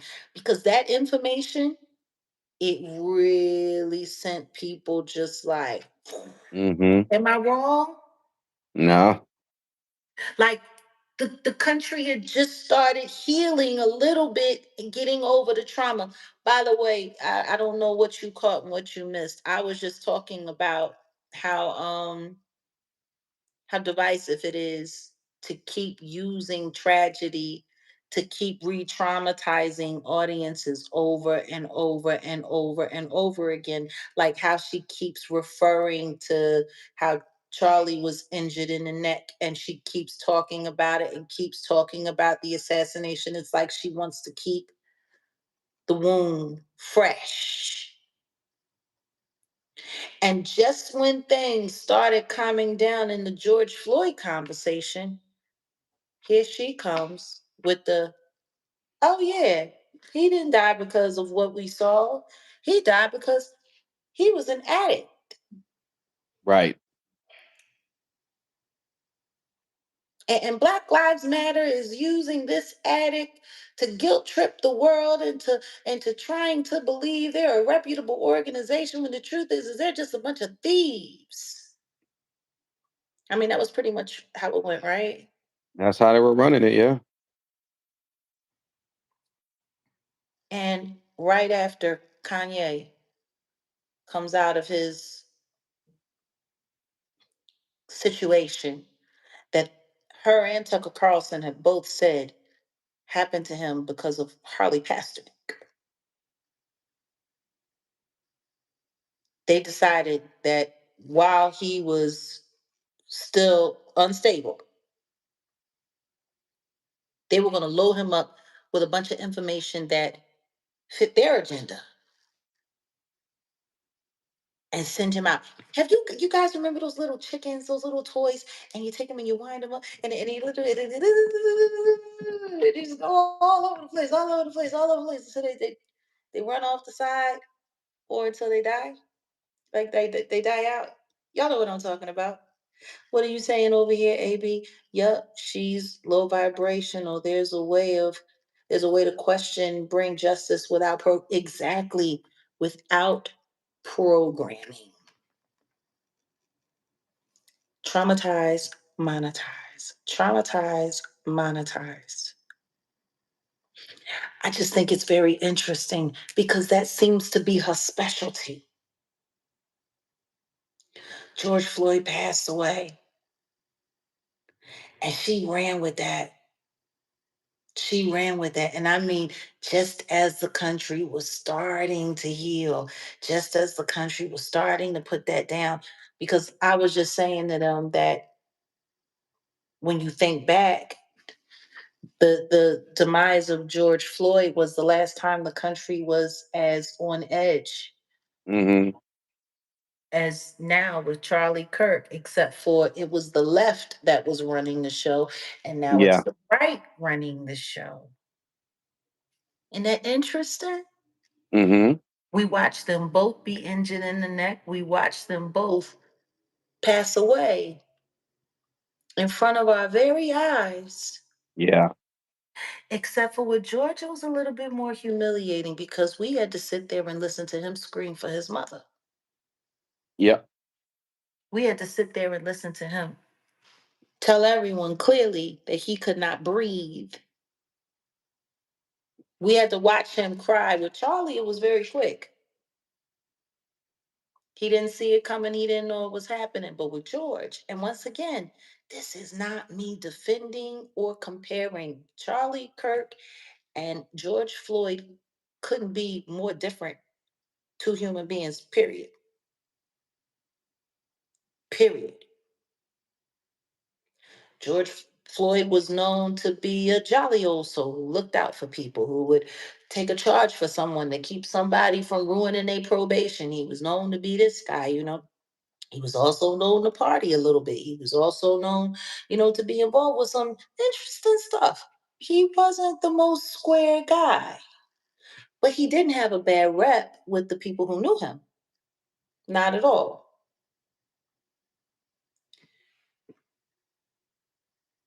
For some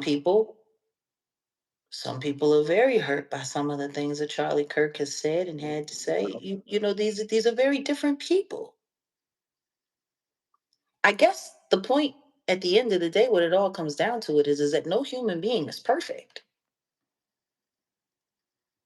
Like every human being comes along with um, their drawbacks, and yet every human life has value in one way or another.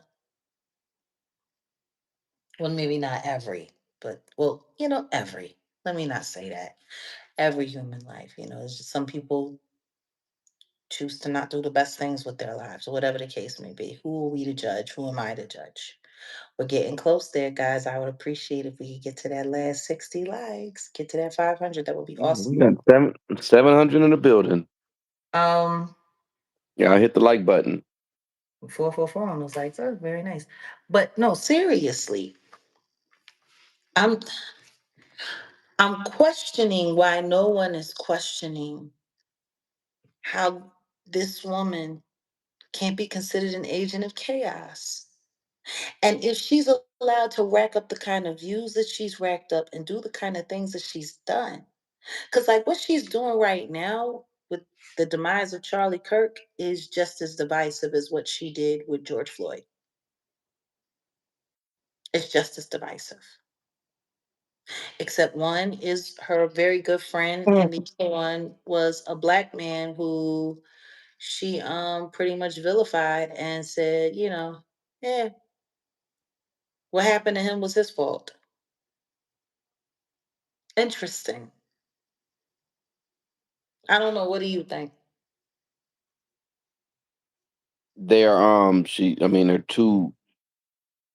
two separate situations that are I wouldn't say similar, but yeah, that you can see a little bit of similarities, but I I'm not see saying that the she situations that benefits. happened to them were similar. I'm talking about the way she's choosing to do content around these Yeah, tragedies. yeah, that's what I was saying. I said the way she's putting it out there, both of these things, both of them. She's putting it out there like, yeah, and it's to it's for her gain, of course. So Yeah, but it's inflaming the public at the same and time. it's divisive. Yeah. And it's creating separation because when she started making those comments about George Floyd, it did nothing but create separation in this country. What she's doing with Charlie Kirk, it's the same thing. Yeah. What I don't understand is how Jimmy Kimball says something about the leader of our nation and he's instantly reprimanded and she's not.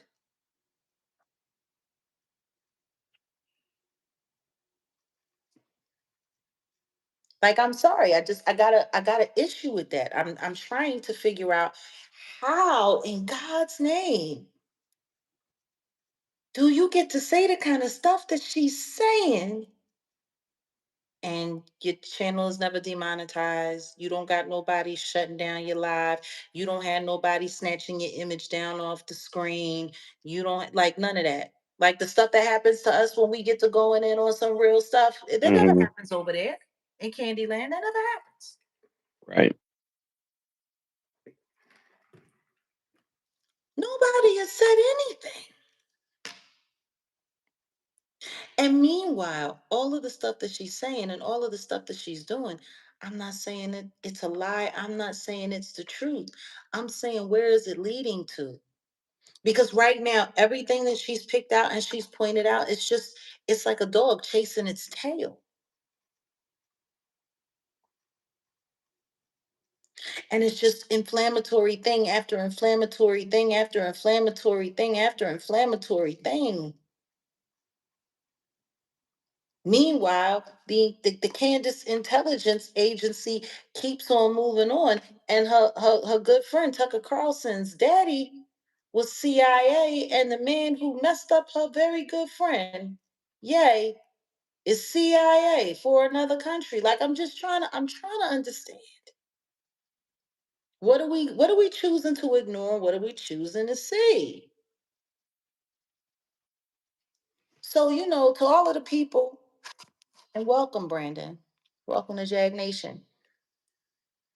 There's something wrong here. Yeah. Like that's what I'm saying. There's something off here. There's something that for all of this to be going on unchecked, for all of this to be going on, nobody's asking any questions. For all of this to be going on, every time there's a big tragedy in this country, she's finding some way to monetize it, run the numbers up, and make herself look like she's Joan of Arc. But for those people who want to come over here and question me, I got one question to ask all of you. How did George Floyd die? Did he die from the Fetty Wap? Or did he die from a needle to the neck? Because what I find interesting is while she was busy selling that story, Mr. Chauvin went to prison for putting his knee on that man's neck. So, was Candy telling the truth about how George Floyd died, or did she just lie?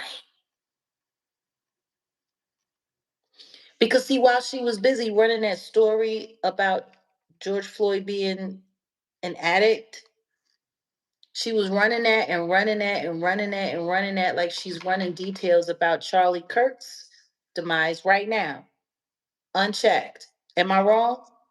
No. She was running it and running it and running it and running it. So if she was telling the truth about how George Floyd passed away, how did Mr. Chauvin end up in prison with his knee, for his knee being on that man's neck? Let's just take a little posy wozy, shall we? Put a 6 in the chat if you believe her that George Floyd was an addict. Put a 7 in chat if you believed he died because of what Mr. Chauvin did to him. Seriously. I want y'all to I I want to know. I really want you guys, I want to hear what you think. 6 in the chat if you think George Floyd passed away because he was an addict. 7 in the chat if you think he passed away because of the injury that he was forced to sustain while laying on his stomach, handcuffed and pretty much hog-tied like an animal, screaming for his mother and saying that he could not breathe. Uh, was it the Fetty Wap? 6 in the chat if it was the Fetty Wap. 7 in the chat if he died from what Mr. Chauvin did that he was convicted of doing to him.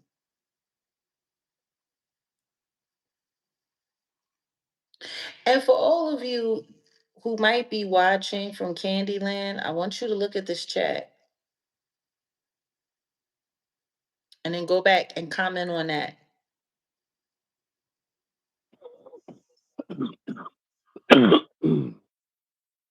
See, that's the thing.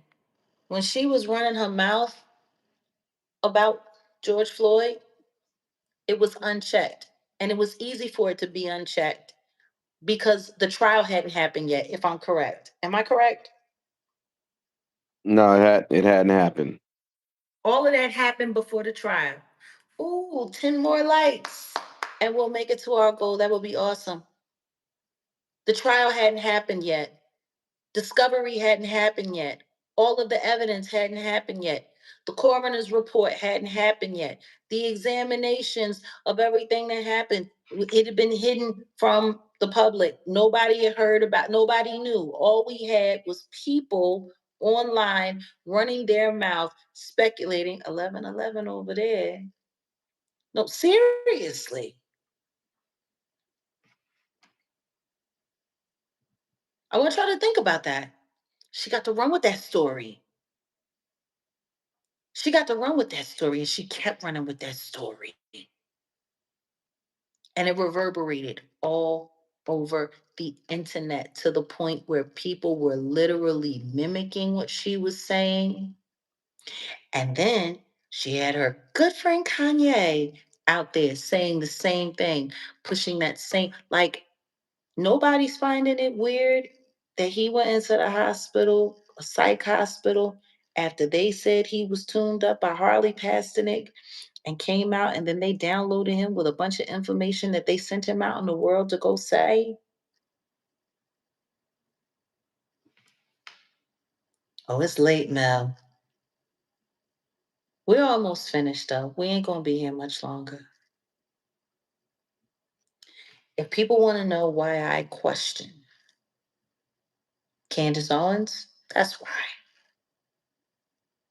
I've never said it before because I really wasn't trying to be in a divisive conversation and go back and forth about things over the past. But when I'm sitting there and I'm looking, do you think Nick Fuentes, Kanye, and Candace have one thing in common? Yes, I do. World domination.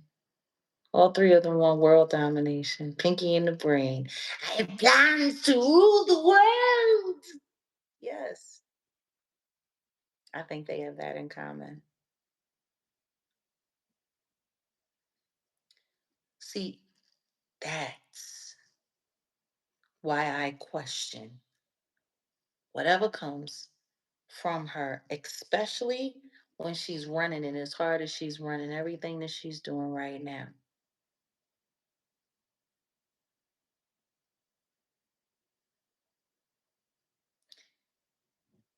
Because Derek Chauvin isn't in jail serving his sentence because George Floyd was an addict.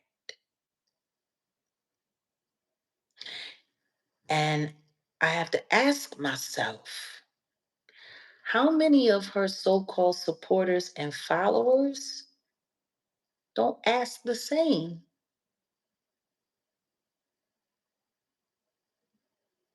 Because that's what she does.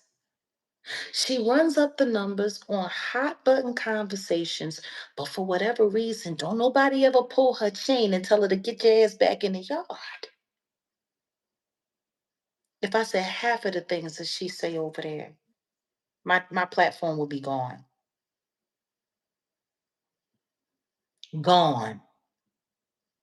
Like, For all of the things that people say that I say that's so divisive and so this and so that and so polarizing and so yada yada yada, I curb my words a lot. I'm very, very, very, for the most part, guarded about a lot of the things that I say. If I told the truth about what I really think and really feel, they would have already had the Starship Troopers come and locate me via GPS, and they would have me in Guantanamo Bay or something, or someplace crazy. Am I wrong? Am I lying? Mm-mm.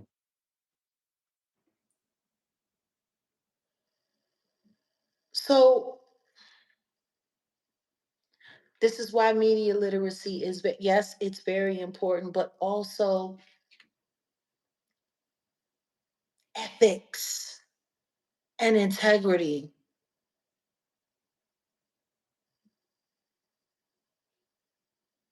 Ethics and integrity. But see, that's how it works on social media.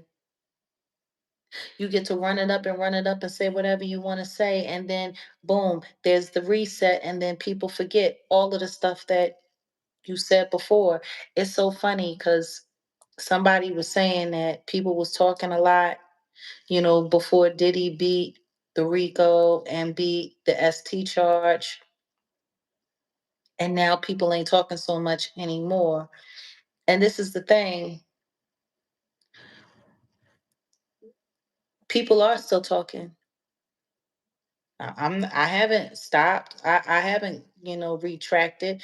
I haven't fallen back on anything that I've said. But a lot of the people that were pushing the shwill, a lot of the people that were pushing the craziness.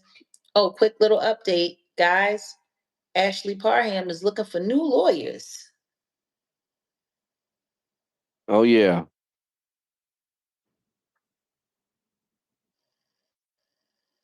The alleged Diddy victim that had me in her lawsuit, she's looking for new lawyers. Apparently, Ariel Paddington and Mr. Perez, they want to disassociate themselves.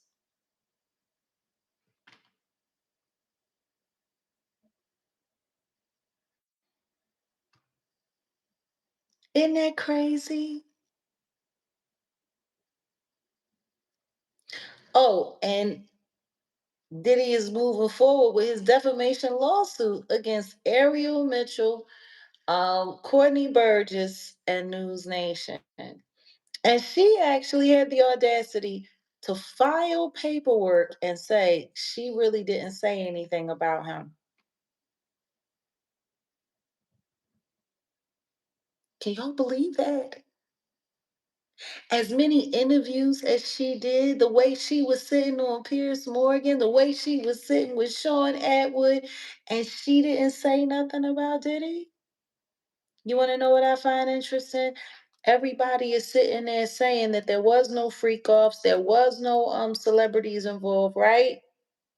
It was just Diddy and a couple of his girlfriends, and it was nobody else, right? Courtney Burgess said that he saw Justin Bieber on the tapes that he had. Because let's not forget, Courtney Burgess said he had Diddy freak off tapes.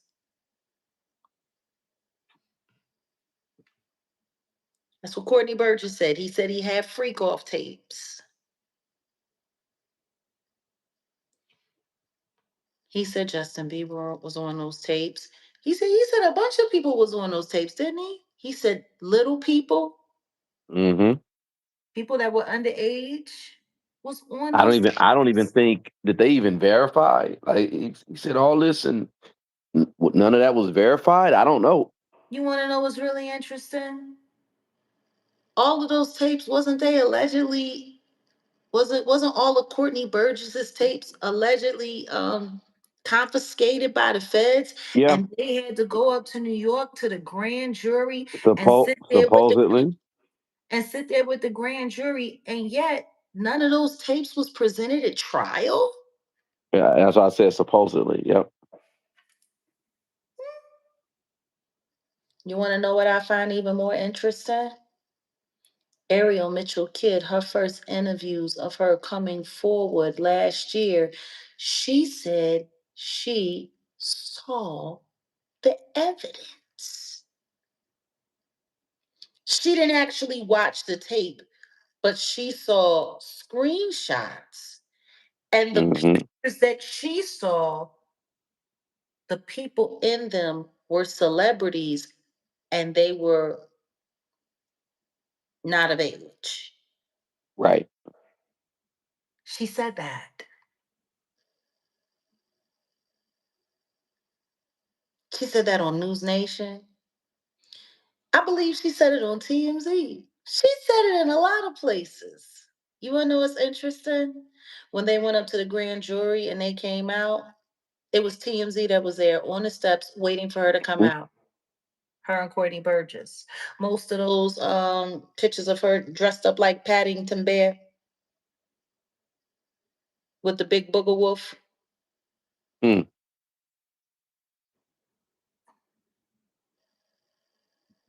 They that was TMZ that was there.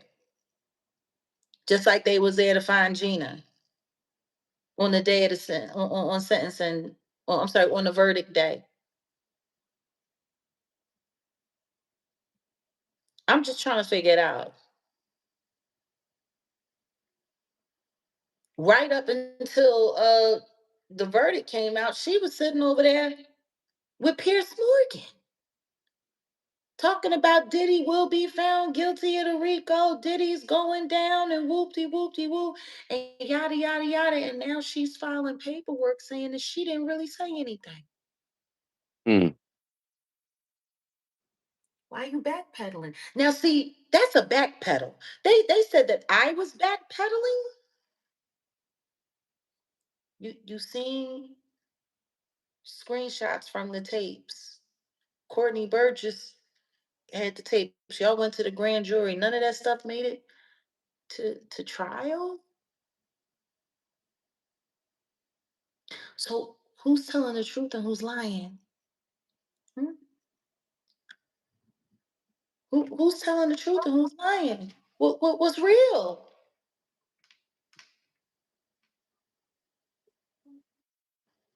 See, this is why I don't like when people try to come for me because I'm going to pull a card from a very, very, very relevant deck. For all of you who want to come through my channel, talking crazy and calling yourself defending the Candyland estate, don't write anything else in my comments until you can say whether or not George Floyd died from an injury to his neck or because he was an addict. I just want to know. Because if I see addict, then I already know to block you and ban you and get rid of you because you're delusional. And there's no need to even address your comments. Because if he was an addict, Derek Chauvin, isn't that his name, Derek Chauvin? Mhm. He wouldn't be in prison. The coroner and the medical examiner would have exonerated him. See, they're going to say this is the Mandela effect as well. Honey, who you telling? So on that note, we're gonna get ready to get out of here. It's been good to kick it with you guys. I just wanted to address that because I thought it needed to be addressed. You know, you've got social media podcasters and newscasters um, witnessing and saying that they know it to be true that a pop star with a huge platform and a large reach to the world was viraled out of his mind by a former CIA agent who works as a celebrity trainer and motivational speaker to the stars. And even though he wasn't in his right mind, y'all thought he was the perfect candidate to run out all over the world and push your propaganda and your hate and lie about This black man who died in front of the whole world, just like Charlie Kirk. And for God knows what reason, because I don't think we'll ever find out why he's really gone. Just like I don't think we'll ever really find out why Charlie Kirk is gone either.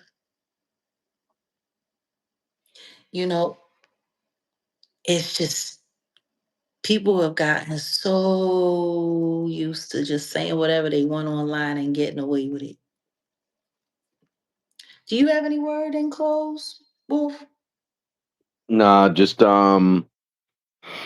that's true. People think they can just say whatever they want to say online, and again, um, Candace Owens will have to apologize to the homegirl, to the freedom fighter Melina Abdullah, for that bull crap she pulled back a couple years back with the whatever lives matter shirt crap. She seems to get away with a whole lot of crap. Yes, she do. She seems to just be able to say whatever she wants to say, whenever she wants to say it, and is never held accountable.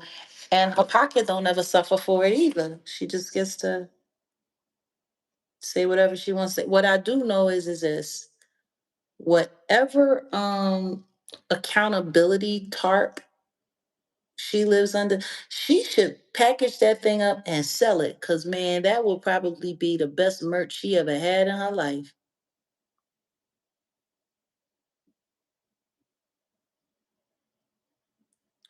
Because the backlash that Kanye experienced for this shirt, it never touched her. Not even for a second. Not even for a second. I don't hear anybody. I haven't heard anybody come for her like they came for Kanye regarding this shirt. Not once, not never, not ever. Hmm.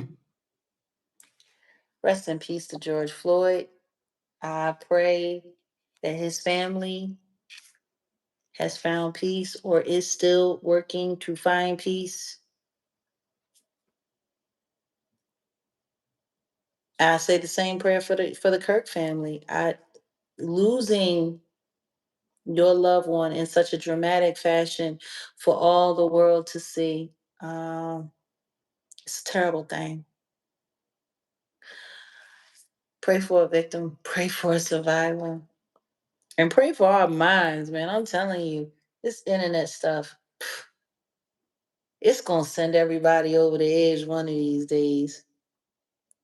What is Gold Digger saying? Let's read this comment before we go. Candace publicly said, if something happens to me, she has certain things in place to be revealed to the world. It's like having an insurance policy against those who could cause her demise. Well, I hope that's true. I hope that's true. I don't, you know, I don't know why she needs to announce that. But I mean, I guess there's a few people I know that have announced stuff like that, and they ended up dying anyway. So I mean, Kim Porter thought she thought she was okay, and then she got that pneumonia and limonia, and her memoir was messed all over, tricked all over, and who knows, ended up in the hands of Chris Todd and Courtney Burgess.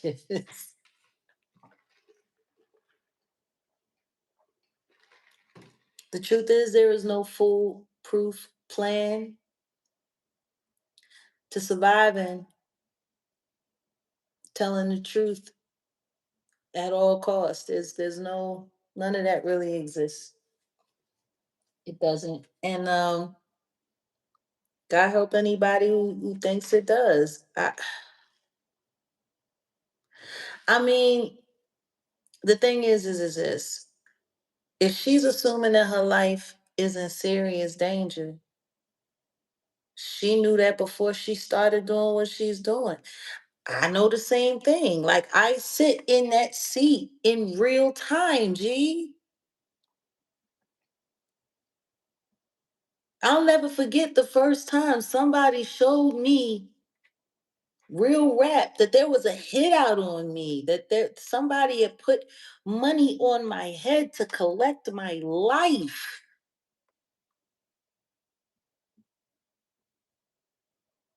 I'll never forget that day. Like I'm not no tourist. When it comes to all of this, I'm a tourist, but I'm not a tourist. Welcome, Roll Tide. Trust me.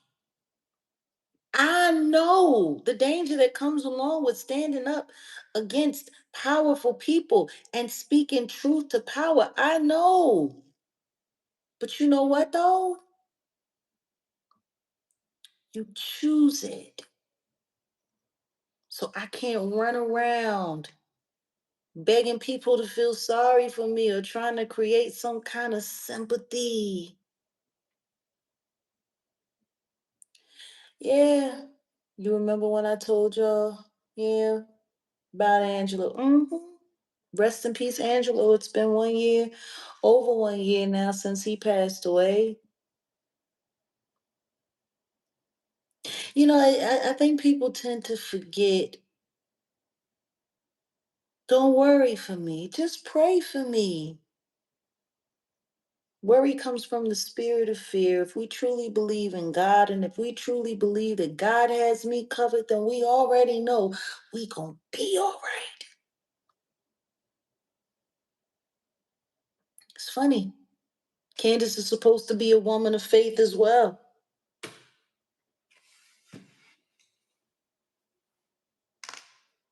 you know? So on that note, I just wanted to have that quick conversation. I think we're all done here. Um, for those who indulge in this Halloween business, please be careful. I got when I was a kid, my mother didn't allow us to participate in the Halloween. We would have harvest festival at church and we would buy for apples and play games and stuff like that, make candied apples and things of that nature. My parents were very serious on not celebrating things that were representing demonic forces and stuff like that. And as I got older and I started making my own decisions, I started going trick or treating when I got older. And then I became, an adult, went to Halloween parties and stuff like that. But now I look at the news reports, and if you saw how much havoc actually happens to humanity during this time and all of the terrible awful crimes that are committed in the midst of all of this. It's funny, it's almost like they have all of these parties and they do all of this to cover up the fact that they're going to be harvesting real human beings at the same time. It's like it's a diversion. Not only that, all of that candy that you feed kids, all of that sugar, you might as well be making them addicts. And tonight, yeah, it's mischief night. So I'm praying that nobody runs into any mischief. Um, I say stay home. I say if you want to get involved, watch a scary movie, make some popcorn, I don't know, throw some candy corn in there, whatever the case may be. I pray that everybody stay safe. Um, yeah, it's we need to start paying like serious attention, serious attention to how much our world honors evil rather than good. So yeah, and folks, aren't getting their food stamps on the first. And look, I know there's a lot of stuff going on in the world. Well, also, uh Corey Holcomb, he's exploring the option of suing Tasha K. So she hopefully she got her food stamps together. He said that. I'll send you the link. Yeah, I think he's just said on the last 5150. I'm gonna double check. But yeah, he said it. He's looking at exploring because he has to, yeah, she has to prove what he said, what she said about him was correct. Hmm. Well, let the Hmm. games begin. Yeah. All right, y'all. We out of here. Stay safe. And we'll probably see you guys this weekend at some point. What do you think? Yeah. You're almost at 100K, so we're almost there. Well, then I guess we got to keep going. We got to get there. Starving families is evil. There's a lot of evil going on in the world. Let's just stay prayed up and pray for everyone and pray for. Don't forget to pray for yourself. Peace.